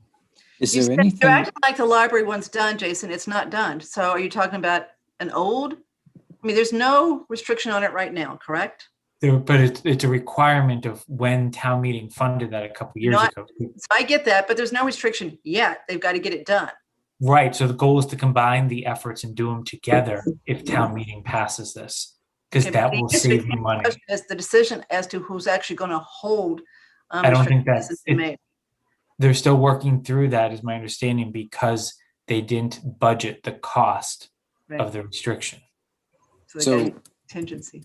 this I have to ask for some clarity on the wording, and I know it could change, but when they say said appropriation contingent upon the aforementioned perpetual PR being approved, does that include the borrowed amount too? I would think so. They basically said from the beginning, don't come to us without, an intent to get a preservation restriction. Is that the question? Yeah, well, I only ask because at the beginning, they say that they want to appropriate and borrow. And then at the end, they say the appropriation is contingent, but they don't say the borrowing is contingent. And So I think they meant to say that. There's no reason for them not to say that because you're putting a PR on the facade, period, regardless of how it got funded. right, and So if it did the say that. borrowing's a huge chunk, then you don't want to do that and release it, right, without a PR. Tim, can you send Andrew Mills an email tomorrow and just say, don't forget, you might need to shore that wording up a little bit? Will do. Thank you. But yes, I'm in favor. All right, so it sounds like AD, Kathy, Judy, Tim, John. Yeah, I'm gonna wait, reserve my position, at least to town meeting, just to see. Things change so quickly, in terms of other types of projects and whether there's anything else out there. I understand there's nothing out there in the historic field, but I'd be more comfortable, voting at town meeting or shortly before, rather than now, Kathy. That's perfectly fine. Okay, so Claire, for now, just call it 401. AD? I just wanted to ask a clarifying question to Jason and Tim about, when you're talking about the cost of the PR, what are you talking about? The cost of monitoring it or drafting it or? So what I was getting at was the funds for the project should not be dispersed until the PR is approved. Okay. Library was not done that way. Library's coming in after the fact. It's almost done. And I doubt they're happy about that. Yeah. That was the Sometimes- sense I got, because they're going to put some stringent conditions on this. And Andrew, I think, is your question like, what is the Yeah. cost? What does the cost cover? No, I think what you were getting at this is one of the benefits of approving the townhouse thing now is you could have some efficiency by having the preservation restrictions with the townhouse and the library somehow done in a way that you would save money. But what do you mean by the cost of the preservation Oh, sorry. restriction, other than just the legal drafting of it, the recording of it, or is it there's some monitoring to it that is what you're Yes. thinking of? Monitoring? Yes. Okay, Yes. thank you. Yeah, sorry, I misunderstood your question. All right, that makes sense. I actually thought it was the opposite. Okay. All right, so John's got to leave in a minute, so let's keep going. So we've gotten to the CPC. We know kind of what we think as far as articles there, at least for the moment, at least enough to talk about the Board of Selectmen next week. So we got some split votes there, which is perfectly fine. Okay, we know we're going to wait to town meeting for the disposition of 21 Highland, South Union. National Grid, that's been withdrawn. We voted on the reducing the interest rate on tax deferrals. That's done. Jim Haggerty's 3 articles are all voted on. That's 27 through 29. One of those made, so it's probably now 20, whatever. The National Grid's gone, so I took one out. Let's see, speed, we did the speed limits. We voted on those 2. We voted on the meals tax. We voted on the ADA article. We have voted on the amendment of the advisory language, and I do have that in, so they've got that. They've seen the red line version of that. This one we didn't vote on last week, unless you guys tell me I'm wrong. Article 35, it's probably 34 now, but the amending the capital planning committee so that it becomes a permanent standing committee.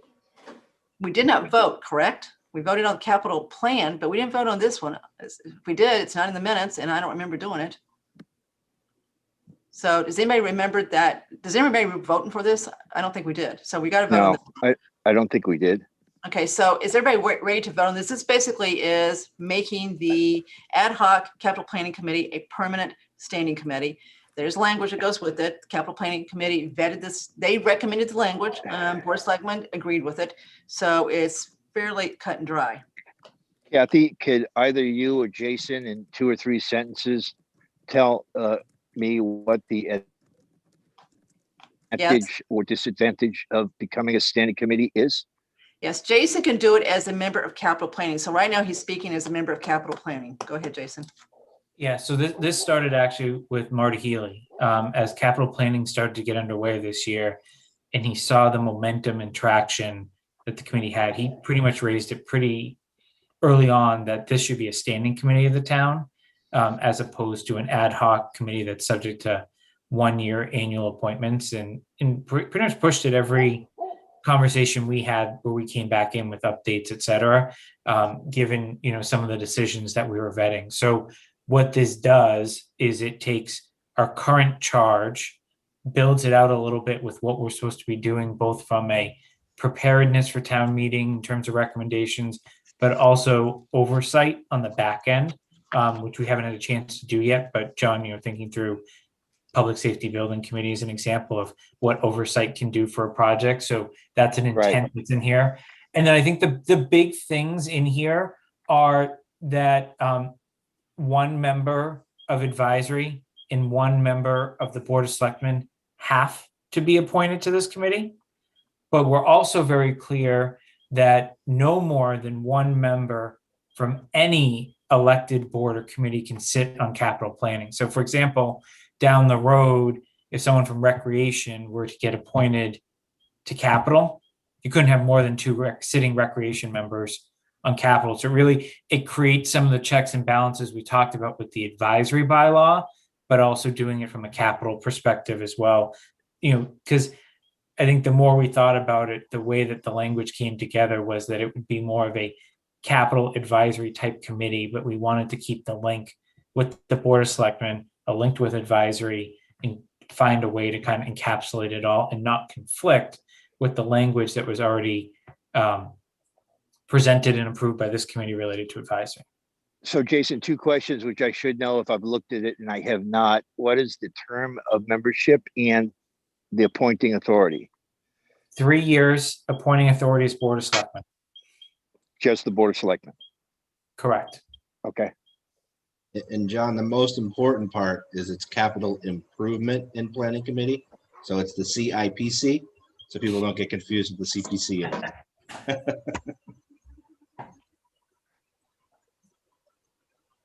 All right. Anybody have any other questions about this article that makes the capital planning now the CIPC and also makes it a permanent committee appointed by the Board of Selectmen with one advisory liaison and one Board of Selectmen liaison on it, and not more than one. Okay, and nobody seems to be saying they don't want to vote on this. Are we ready to vote on this one officially? Yes. I am. Okay. All right. So AD, you want to make the motion? We're talking about the CIPC bylaw. Yes. Okay. And the number? Well, it's probably now 34. So I just say tentatively. I can pull it out here. Okay.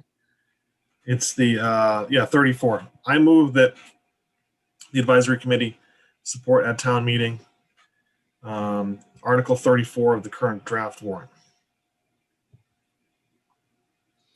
Okay, now I will second that because Andrew P. cannot vote on this. Okay, so I second that. Any further discussion? Okay, we're going to do a roll call vote with 2 people not voting at all. Judy? Aye. Cook is aye. AD? Aye. Tim? Aye. Mr. Mooney? Aye. Okay, so Claire, very clearly that's 5-0-0 with 2 people not voting, which are Jason and AP. Right. Okay, all right. Okay, good. I'm glad to get that one out of the way. Now, I want to remind everybody too, because we're going to be talking to Board of Selectmen on Tuesday about the advisory changes. The advisory changes clearly say that the one exception to not being able to be appointed to anything other than ad hoc committee is this committee. So that's what's in our proposals. They do go well together. They go well together. No, there's no contradiction here. So that's in our proposed bylaw change too that we're sponsoring. Okay. All right, 36 has been withdrawn. That's the demolition delay changes. Then we've got 37, 38, 39, and 40. Those are the zoning type changes. The first three are one's miscellaneous, one is the outdoor illumination, then the third one is site plan approval. We have decided to wait to a town meeting for the downtown overlay district, so that one we won't vote on tonight. We'll discuss it with the board of selectmen. We're not going to vote on it. So Andrew, are we ready to vote on 37, 38, and 39? Is 39 Excuse the me. noise? Is 39 the No. noise? No, we haven't gotten noise yet. Noise is the last one we're going to talk about. That's coming up. Okay, John I'm Key. I'm ready to vote on that one, Kathy. I know you are. I got your text. Okay. Okay, so Andrew, do we want to vote on, and this is probably now 35, 36, and 37. I mean, in terms of the timing, are we getting to the point where we really have to? Because how many meetings are we going to have before the warrant? We're not going to have any more meetings until Mark Purple sends this to the printer. So if you want it to be in the printed warrant, then we've got to vote either tonight or next Tuesday. So we can still have a meeting next Tuesday after we come in and vote. So we can vote as part of next week's meeting too. Well, Got one more time. it's been a long time since we discussed this, but so the first one, the miscellaneous provisions, right? I think that actually has to do with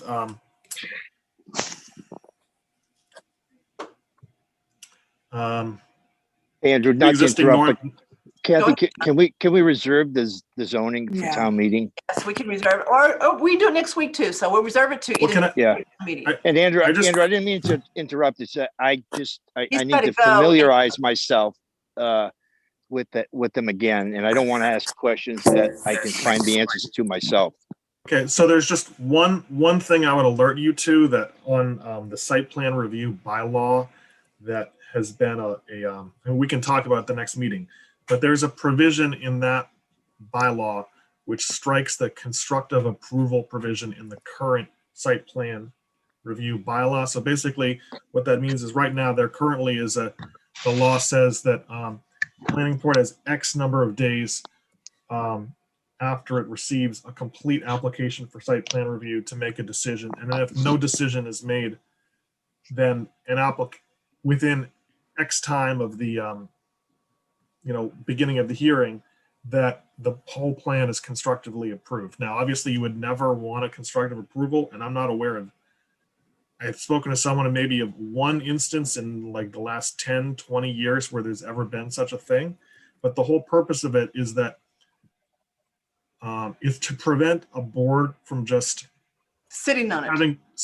having it go on forever and ever and ever. And every other land use application process, special plan, a special permit, variance, everything else has a defined end period. So I think that you could increase the amount of time the planning board has to make a decision, but I have an issue with concerns about getting rid of that constructive approval provision. I've talked to Aldo about it. I don't think he agrees with me. He thinks that it's the right thing to do. I think it's maybe more of a question of a policy judgment than a legal judgment, but that's my concern about it. I've spoken to some other people. I don't know how it'll all shake out, but I mean, the planning board is not going to take out of the proposed bylaw, and just the question is whether you support it with it or without it. There may be a move at town meeting to have an amendment to put something in, to amend it to take out the removal of the constructive approval. Does that bylaw or does that article do more than just that? It does more? Yeah, it does some. I think that again, just kind of. So there's a smaller subcommittee, I think, that deals with applications for minor site plan approval, and the threshold I think is there's a certain square footage determination, and that. So there is a committee where certain town employees work on it, but they're not necessarily residents of the town. And I think the impetus for this was that there's a legal problem and probably, a question about should people who are not residents of the town be making decisions on site plan review.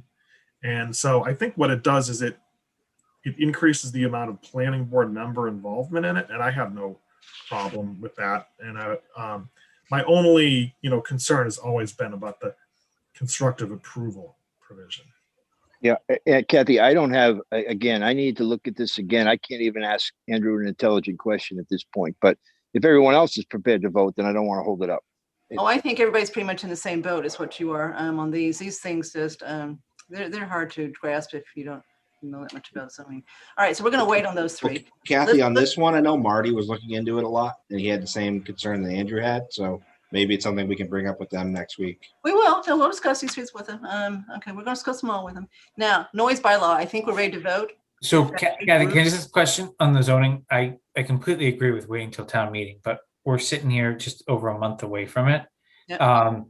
What exactly are we discussing with the Board of Selectmen if we haven't really discussed some of these amongst ourselves or taken even similar straw polls? I'm trying to understand like what to be prepared for next week. Like, for example, in the downtown, it seems like that thing is moving a lot still. So how, Well, that one, so I didn't think we were going to do these. I thought these three were going to vote on tonight, Jason, so I don't know the answer as far as these three goes. But with downtown, we already had decided we're going to town meeting with that and listen to what people say. That's what we will tell the Board of Selectmen. I think they're going to do the same thing. okay. Okay, If that's what we're saying, I'm fine with that. All right, let's get the noise bylaw out of the way. I think if I read the room correctly, we are ready to vote on that one. Anybody? So shake your head no if you don't want to vote. All right, no one shook their head. Okay, so Andrew D., you want to make a motion to approve or to support? I move that the advisory committee not approve. Just say approve. Just say approve. Okay, all right. Okay. I move that the advisory committee approve the noise bylaw at Article 39 of the current town. I'm being picky. Start over. Just say support. Use the word support. I move that the advisory committee support Article 39 in the current draft warrant, the noise bylaw. Second. Any further discussion? Okay, roll call vote. Judy, Aye. you're going to vote for it? No, I don't want to approve it, so Okay, so nay. nay. Okay, so Cook is nay. AD, Nay. Jason, Nay. Tim, Nay. Andrew, Nay. Mr. Rooney. No, nay. Okay, so Claire, that is a 0-7 vote. Pretty clear. Okay. All right, so we got through them all. The only budget we've got to go back to is the fire department. Jason, I looked at clear.gov. I wrote down the number in there. Do you think it's correct? Hey, Kathy, I'm sorry. My call's coming in. I got to drop off now. Okay, bye-bye. Thank you. Bye. Bye-bye. I didn't go into ClearGov, but I have the number from Chief Achilles's spreadsheet, which he submitted to Brian to go into ClearGov. So And I can 2,378,023. hang on one second.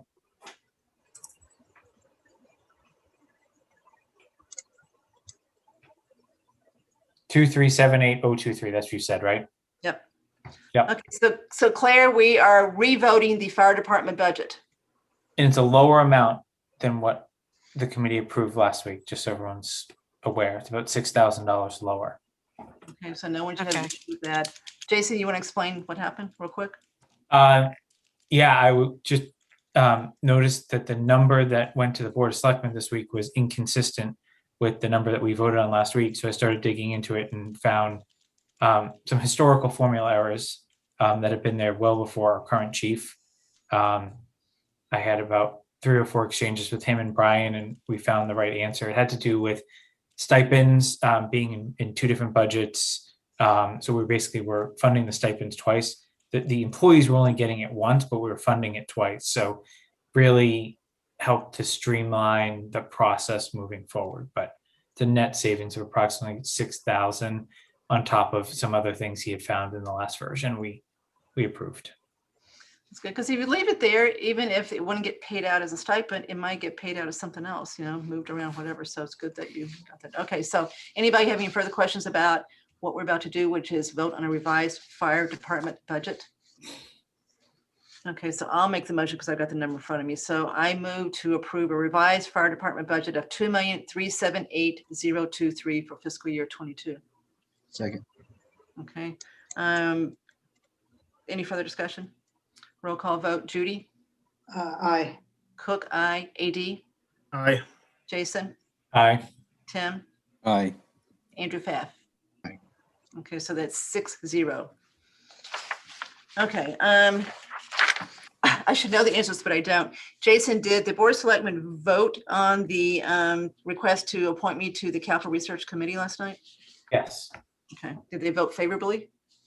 There was no discussion. It was a consent item. It passed unanimously.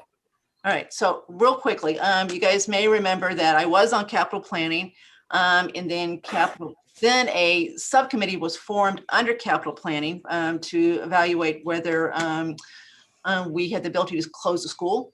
There was 3 people on it. It was Jason, myself, and Katura Martin from the school committee. And those 3 people were appointed by the Board of Selectmen also. That was their charge for that.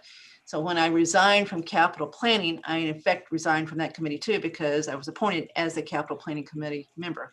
So capital planning met a week or so ago, and they requested that the Board of Selectmen change the charge for that subcommittee. And instead of having 2 capital planning committee members on it, have 1 advisory liaison on it instead, to replace one of the capital planning committee members, if you're following me. And specifically, they asked for me to be that liaison, if I understand what happened. That's how it was explained to me. Then last night, Board of Selectmen took it up on their consent agenda, and it was on consent agenda, and they voted for the consent agenda. That's what it's for. So they've approved me being back on that subcommittee as the advisory liaison. As we know, our advisory bylaw says that for us to be on other committees, we also have to have advisory approve it with a majority vote. And obviously the person appointed can't vote. So we've got 6 people left. I can't vote. So the 5 of you need to vote as to whether you approve me being back on the school committee research subcommittee. And I don't think Andrew and I can vote. Okay. All right. So we will have AD, Judy, and Tim vote. Okay. So Andrew, can you make the motion for that, assuming you agree you want to make the motion?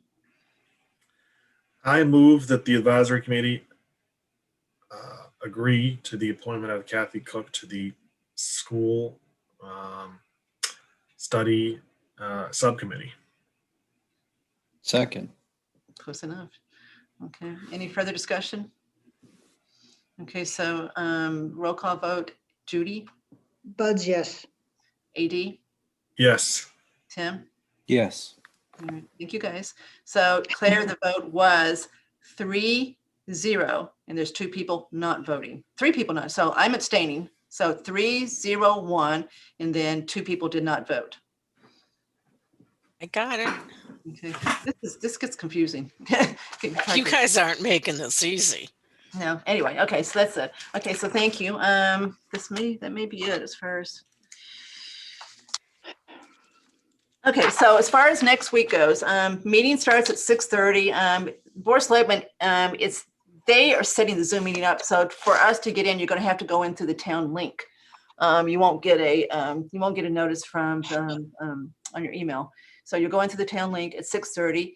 It's my understanding as of this morning, that's what this meeting is all about. So it's not, they've got a million things to go through. So it should just be focused on the joint meeting to basically see if we can agree on what we would like to recommend to town meeting for the budget. Right. Then if we have other things, and I'm not sure we will, afterwards, we'll break off into a separate meeting that we'll have to log out. Everybody listen, because last time this didn't work, people didn't understand what to do. So we log out of that one and have to log back into a separate meeting for advisory. So I don't know yet whether we need to do that. I'm not going to do it just to approve one set of minutes. We'll do that the next time. But if there's other things, then that's what we'll have to do to continue meeting next Tuesday. And they very well could be based on what we said tonight. I just got to get it together. All right. So Kathy, once you decide that, let me know, because I just want to make sure Tim actually sets up a Zoom if we're going to need one after the fact. I will, and I'll know by tomorrow, because tomorrow's Friday. We got to get everything set up. Okay, so excuse me, tomorrow. It's Thursday. Thursday. I still do it tomorrow because, it's Tuesday, not Wednesday, so I gotta get it posted. Okay, so my plan was, unless you guys disagree, is to send a letter to the Board of Selectmen tomorrow. I'll copy you on it and just basically outline where I think we are, so they've got a chance to read that before their meeting, so they kind of come in knowing where we are at this point. And I think the three things to talk about, besides the warrant articles that we're not going to vote into town meeting, are Board of Health budget, IT budget, and the mills tax start date. Right, so that's what I was going to outline there. And then the last thing I wanted to talk about as far as budget goes is, what do we want to talk about? What do we want to do as far as the MIS budget? So I went back and looked at it in detail. Remember, this was Tom LaFlamme's budget. It is pretty much the same as the previous year, other than he's added the full cost of the clear.gov software, both the main module and the capital planning module. I think, Jason, that's in there. It's $24,000. So that's the big difference between what his budget was last year and this year. But that was November. I don't know what the new person's going to think about it. I do know that the new person's salary is fine as far as what Tom had in there. In other words, he makes almost what Tom did. So that part's fine. What's in there besides that is the halftime person. So it's about $26,000 that's in there. So do we want to propose a budget that adds enough money in that budget to allow for either a second full-time person to be added, if that's what is decided, and or enough money to add some consulting time in there for a second person? That's why I want you guys to reread what we put in the report to town meeting last year, where we clearly said we wanted a second full-time person with the title of assistant. That was clearly said in our report. So I don't know if you want to add flexibility, or we want to go in and say that we want a second person that's an employee, so that that person could take over if something happens to the director, like what happened to Tom. So Tim, I want you also to lead this discussion next week too, so that it's very clear how important this is to advisory. Yeah, that's fine. I feel like we've done this before. Yep. It didn't go anywhere. But we'll see what happens. Well, we got the halftime person in last year, so that was the compromise. There was, it was just Tom until last year. Then they added the halftime person. Tom did not want the full-time person. He wanted halftime. So we needed mind blowing. It's just mind blowing. And we actually said, well, what if something happens? And he goes, oh, nothing's going to happen to me. That's not going to happen, but it did. So if we want to add money to it, we need to decide tonight how much money we think should be added. Right now, there's 26 in there for the halftime person that has not been hired either. They just got the part-time persons working, after hours and on weekends, 6 to 8 hours. So the halftime person's not there yet either. So do we want to add 50,000 or 60,000 to this budget to give the new person room and not call it a salary yet and not insist it's salary? Or do we want to insist that it's a salary? I thought because of this discussion we decided with the personnel board, this is something you need to have in contracted services, right? No? No, we were trying to make sure we could do it either way with what we asked them. So we asked them for a way to make sure there was a position available for this person if the decision was made to add an employee. Part of I don't want to take this off on a tangent, Kathy, but part of the problem is that they used a certain criteria of skill sets when they hired the new director, and any part-time person you get, it's going to be a reflection of those same skills. And so all of the security skills and concerns that we're worried about, the HIPAA healthcare concerns, none of those are going to be covered because of the nature of the person they hired. So they're going to have to go out and get consulting services and spend a significant amount of money to resolve those issues if they choose to do anything anyway. Does that make sense? Yeah, and if you look at the footnote that was in this report, you clearly said we want someone with a different set of skills than the director. We want complementary skills. Yes. We want to try to cover the whole gamut here. So that was fairly well outlined. So Kathy, I wasn't part of the discussion last year, and but we've talked about this a lot this year, and I went back and read the report. I am not in favor of a second person, but I think we need to bring a proposal that takes the money we're spending on the part-time employee, because I completely agree with what Tim just said, and I think provide enough of a bucket for consulting. So I'm not actually looking to cut the budget. I'm looking to increase it. But I know enough about IT to be dangerous. And there's so many different subspecialties. No matter what we do, we are not going to attract the people and the talent to the town you're not going to have a cybersecurity expert on staff. That's true. For 50 or 60,000 a year, or 100,000, even if you hired it the comparable rate. Yeah, I think you have to go regionalization for that. Yeah, I mean, So where I'm leaning on this is kind of with Jason, set aside enough consulting. I'd like to see them do a target operating model, staffing assessment, and a risk assessment through a third-party professional consulting agency. Have the new guy come on, have him do a full assessment of his department, look at the infrastructure, look at the servers that need to be replaced, desktop support, printers, HIPAA, all that kind of stuff. Set them up with a multi-year plan, and then we can come back and say, oh, that plan came out and it's not one full-time, it's 3, or let's look at regionalization, or maybe we can get some expertise, share some with the school where we share a cybersecurity or a CISO kind of role and things like that. That would be my suggestion.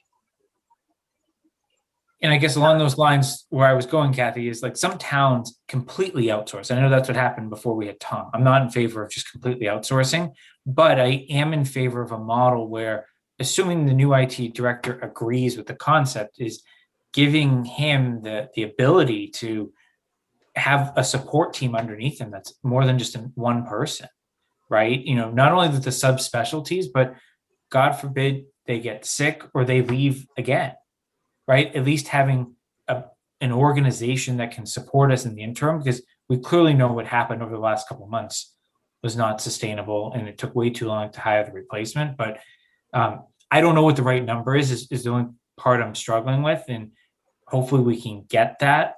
But also then it allows, like if Andrew's suggestion kind of passes, in terms of allows them to look with the schools, it looks them to figure out, or as Tim said, regionalization. I just think there's a lot of things out there.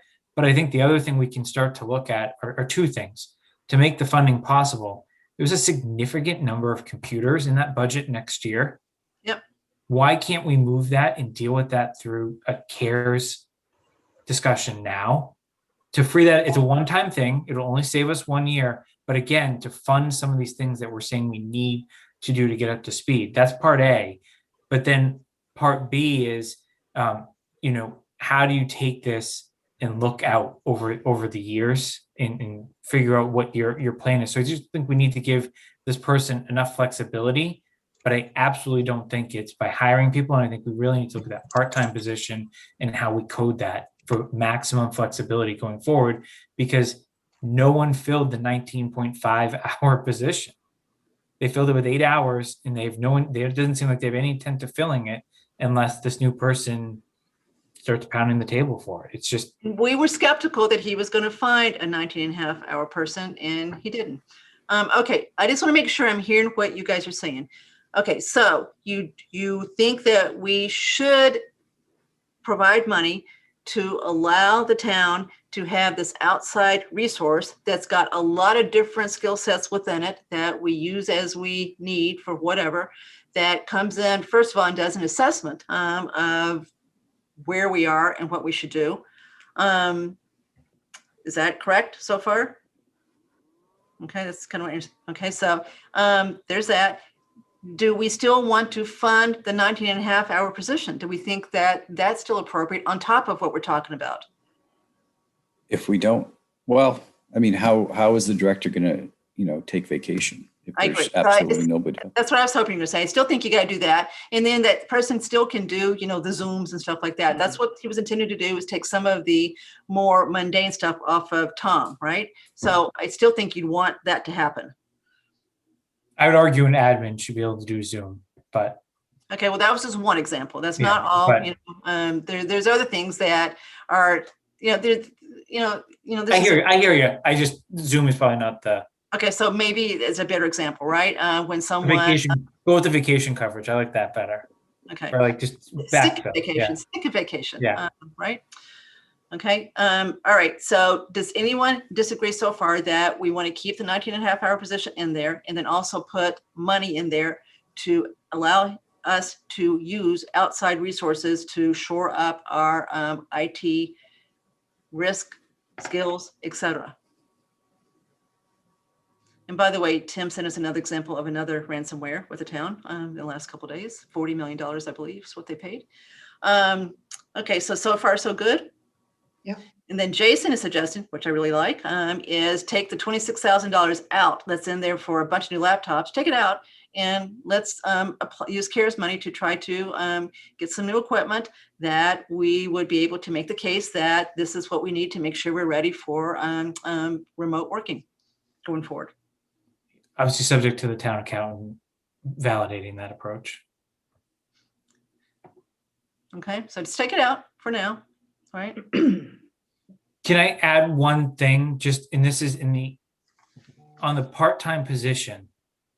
I don't think we need to make a motion on it, but I think if our minutes could at least reflect, assuming people agree, that is, that advisory would support, and I realize, not all of us may be here, next year, but at least the current group that's sitting here would be supportive of a interdepartmental transfer between line items.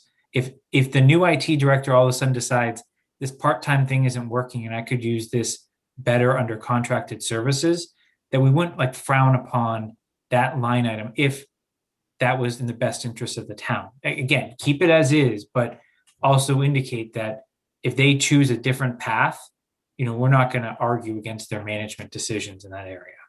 Okay. Claire, these minutes that we're doing tonight are going to be really important. Can you get these things done by end of day Friday? Because we got to get ready for this meeting on Tuesday, and we got to be ready as to what we want to say to BOS as far as this goes and sound coherent. And so what Jason just said is important too. So I've got to get our ducks in a row. Assuming people agree with that one, Kathy. Yeah, I agree. So, Jason, would this decision have to go through an approval at some level? Well, let me give you a hypothetical example, Tim, let's just say we keep the part-time position and we keep it funded exactly as is. And August 1st, the new IT director says, I could spend the same amount of money and get you X, Y, and Z as opposed to that instead of X. Then he contracts out and goes outside. They can't put in a salary line item anymore. So now he's going to be really under on his part-time expense, but really over on his contracted. We would have to approve that based on, I think the Board of Selectmen too, would have to approve that based on their policy that they basically blew a line item in their budget that was budgeted. So it's really just saying we support flexibility. So I think what I'm trying to suggest. We wouldn't have to vote. That would just be part of that $10,000 selectmen. Right?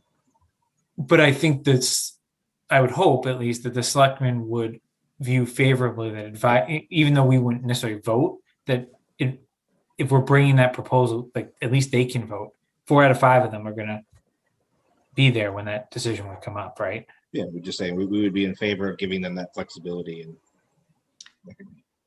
making the statement up front, not after the fact when it's, and he doesn't.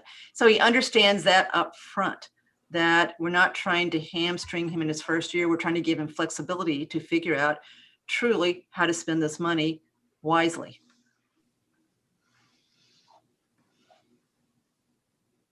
Okay, so sounds like that we're in agreement with that. No one's saying no to that piece of it. All right. Now, I think one thing that's got to be done between now and Tuesday is and I'm doing the fence, so I can't do this one. Someone's got to call Matt Probst and talk to him and MPC and make sure that they don't have an issue with any of this. And also let him know he may want to listen in next Tuesday in case he's asked to opine. Because if I were the board of selectmen, I'd say, what do you think MPC thinks about this? So I would think that should be either Andrew or Tim. Yeah, that's fine. All right, so Tim, you'll talk to MPC, Matt, and just let him know what we intend to talk about or propose next Tuesday as far as rearranging this budget. Okay, so to be clear, we leave the 19 and a half hours in the budget. We add an amount of money, which we got to decide before we leave tonight, as far as consulting time. We express our support of being able to move that 19 and a half hour money to another line item if it's warranted without any pushback. And we remove the laptops with the intention of using CARES money to ask for similar equipment. Kathy, I'm gonna have to leave. Okay, 1, 2, 3, 4, 5. Okay, we're okay still. Judy, it's What? okay. We're okay. We still got a quorum. I'll see you guys. Okay, bye-bye. Okay, so everybody agree with what Tim's going to talk about and what we're going to say to Board of Selectmen? Yes, but I think there's a second with Carla on the computers. Because I don't think. I've got to talk to Okay. Carla anyway, Okay. but you see, I'll do the Carla piece, Tim, if you'll do the Matt Probst piece. Now, we got to pick a number we want to add to this budget as far as the consulting piece. It can't be less than 50K. That was my number too, just so you know. I thought That, they might be yeah, 50K would probably be enough to do the risk assessment. Okay. Anybody have a different number? I would like MTC to weigh in on that like what's the appropriate, because I don't want to just throw a number in there and be too low and not get anywhere either. Like the point of this is to make progress, right? Because clearly nothing's happened since you all wrote your report last year. I'd almost like the MTC to approve the spend. Like have it in their budget. Well, it's not in their budget. They've got $1,000 in their budget, and they probably aren't meeting between now and Tuesday. So if we want that to happen, then we still got to go. We still got to talk to Board of Selectmen on Tuesday, no matter what. And if then we decide we want to get MPC more involved, we can. But at least Tim's going to talk to them. So Tim, talk about the number two that we've got in mind, the 50, and see what they think. If they say, "Oh, you're crazy. It's got to be 100," then let them tell us that. No, I think certainly 50 should cover it. I agree. I just don't want to arbitrarily make up a number either. I think 50 should be more than enough. But All right, so I know, Tim, I know you've got your hand raised. I'll get to you in just a second. All right, so I think we have. So don't- Kathy, Yes, go ahead, Claire. just for clarification, the 19 and a half hour person, yep, I got that. But then somebody mentioned about moving that money for the 19 and a half hours. Did I not? We're not going to move it. We're not going to move it. We're going to tell the, we're going to discuss with the Board of Selectmen that we would not be opposed if the new IT director needed that money elsewhere, like in this consulting line item. We would not be opposed to moving it instead of spending it on the part-time person. So we're going to. Okay, I got it. I wouldn't call it carte blanche, but certainly be flexible as far as approving that. Now, what we just said is wrong, though. We do not approve intra-departmental transfers. We approve inter-department transfers. So this is not one that would come in front of advisory and or BOS. This is one that the department can do right now. There's nothing to prevent it. I know we've been talking about maybe trying to tighten this up, but it's not. I disagree with that. I agree it doesn't come in front of advisory, but it will go in front of BOS based on their new financial policy. Okay, so can you clarify what you think that is then? it's spending over $10,000 over a budgeted line. All right, that's what you meant a minute ago, Andrew. Yep. You said what you did about the 10K? They'd spend $10,000 over their consulting line item, right? in that example. Okay, Yeah. so it's not the fact that you would need to move something. It's you're just looking at each line item, and anything that goes over 10K, regardless of how it's going to be funded, needs to be approved. Is that correct? Okay. All right. Well, that's good to know. I did not know that. So, okay. So we, again, I don't think that changes what we say, which is we would encourage flexibility as far as moving from the part-time position to something else that would be better spent. How about that? In the eyes of the IT director. And obviously he's going to have to bring it in front of Board of Selectmen to be approved if it's more than 10K that he moves. Jason? I agree. Okay, all right. Okay, can you bring Tim Litt over real quick?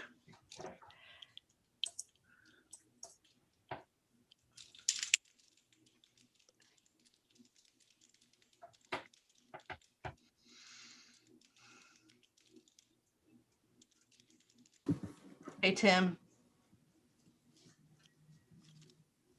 Hi. As you know, this is a topic that I've thought a lot about, and I do We know that. think about. I think you're on the right track, but I'm a little concerned that the tack you're taking really doesn't address the key man risk, which I think is the highest priority. I mean, I acknowledge the specialty issues, which can be covered by contracting, but I don't think a contract person, or for that matter, a part-time person, covers the kind of key man risk that was exposed when Tom left. So my inclination would be to argue for a second full-time slot and add something to consulting to kind of deal with the rest of it. I'd also point out that there's a lot of expertise on the MPC. And so rather than immediately going to hire, an outside evaluator, those folks have a lot of experience, and they can tap on some of the rest of us as well. So it may not be necessary to spend a whole lot on, an expert as someone from out of town. And then the other So you're comment, proposing take this part-time position, turn it into a full-time, and then put money in the consulting line item.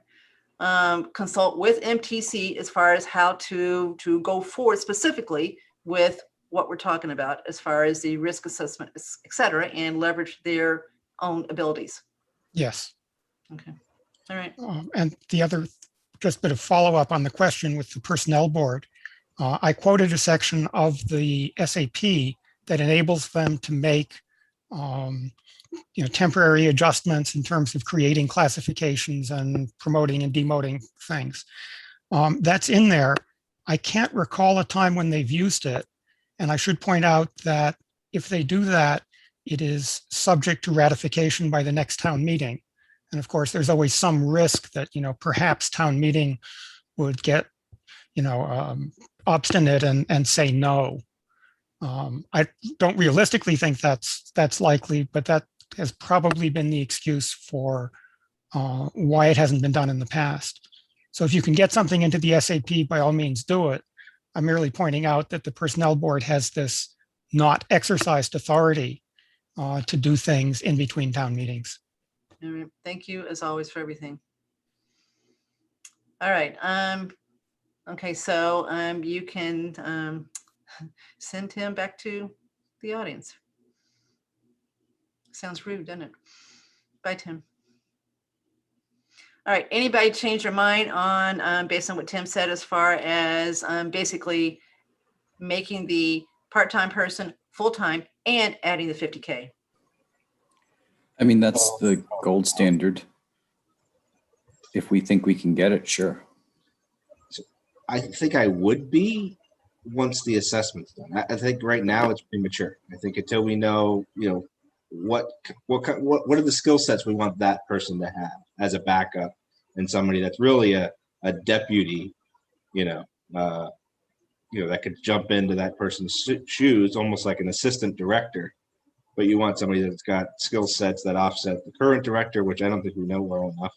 I think you do the assessment and maybe it's a fall town meeting that we approve a full-time, or maybe we approve 3 full-times or multiple part-time, who knows? But I think we don't know enough about what it should really look like in that department from a staffing model perspective. I don't think we fully looked at this kind of regionalization or trying to share resources with the schools to make that call now. I tried to push that and no one seemed to be interested. So I do think the school should be looked at too. Why wouldn't you? So I do think there is a reasonable possibility that there's going to be a fall town meeting. So that could be the answer, is that we stick with the 50K if MTC thinks that's the right number, leave the 19.5-hour position there, and then know that we could readdress this at a fall town meeting if that's what the assessment and the IT director thought we should do. How about that? All right, so no one's saying no, so I'm assuming that might be where we end up tonight. All right. Okay, so what I'm going to do is draft the letter to the BOS that's going to cover these 3 things, and I'm going to send it to everybody and give you a very short window to edit it before it goes on, so they've got time. I want them to have it for the weekend, so I've got a chance to read it and then be ready for us on Tuesday night, so that they've thought of, they thought about where we are, and they've got a chance to respond to it. Kathy, isn't that deliberation outside of a meeting if we have comments, especially if multiple of us have comments? I think we've summarized I guess what I'm saying is, okay, this meeting is recorded. Claire's taking good minutes. I personally am comfortable with you taking the summary of the discussion here, especially given we all seem to be trending in the same direction. That's just my own personal view. Okay. I don't agree with you, but I will respect what you think and go the conservative route here. So I will write the letter. You guys have said I can. I'll still send you a copy and just not ask for comments, so you know what I said. And we'll go from there. Or find one person to proofread it for you or something. I'll get Judy proofreading. I get Judy, my editor, to proofread it. Okay. All right. Good enough. All right. So Tim, if you could do your part quickly as far as talking to Matt, let me know. Yep. What happens there? Okay. All right. Good. All right. I think we're almost there.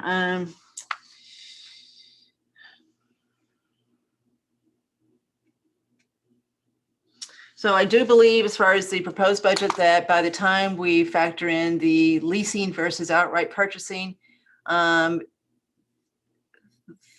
what I think is going to happen to the Board of Health budget that gets printed, we should, I think, be down into the low 3s as far as the projected year-over-year increase, and that's where I think we end up unless something different happens, because we're getting pretty close. All right, let's see, review of calendar meeting. So we know we're meeting next week with Board of Selectmen. We probably will have a second part of that meeting afterwards if I had to predict. We are not meeting school vacation week, so we skip a week. I do want to schedule a meeting for the 28th. I want to schedule a meeting for the 5th of May and then the 19th of May, which would be the one right before the town meeting. Then we also will need to participate in the pre-town meeting, and that has not been scheduled yet. So we'll have to wait and see what night they decide to do that.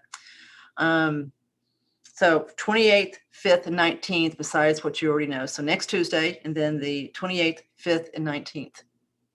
And then town meeting, and then we'll take a little bit of a break. Okay, all right.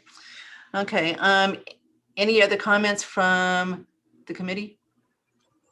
Any other business properly brought forth? All right, anything from the public? So Jason, can you bring in Kevin Miller?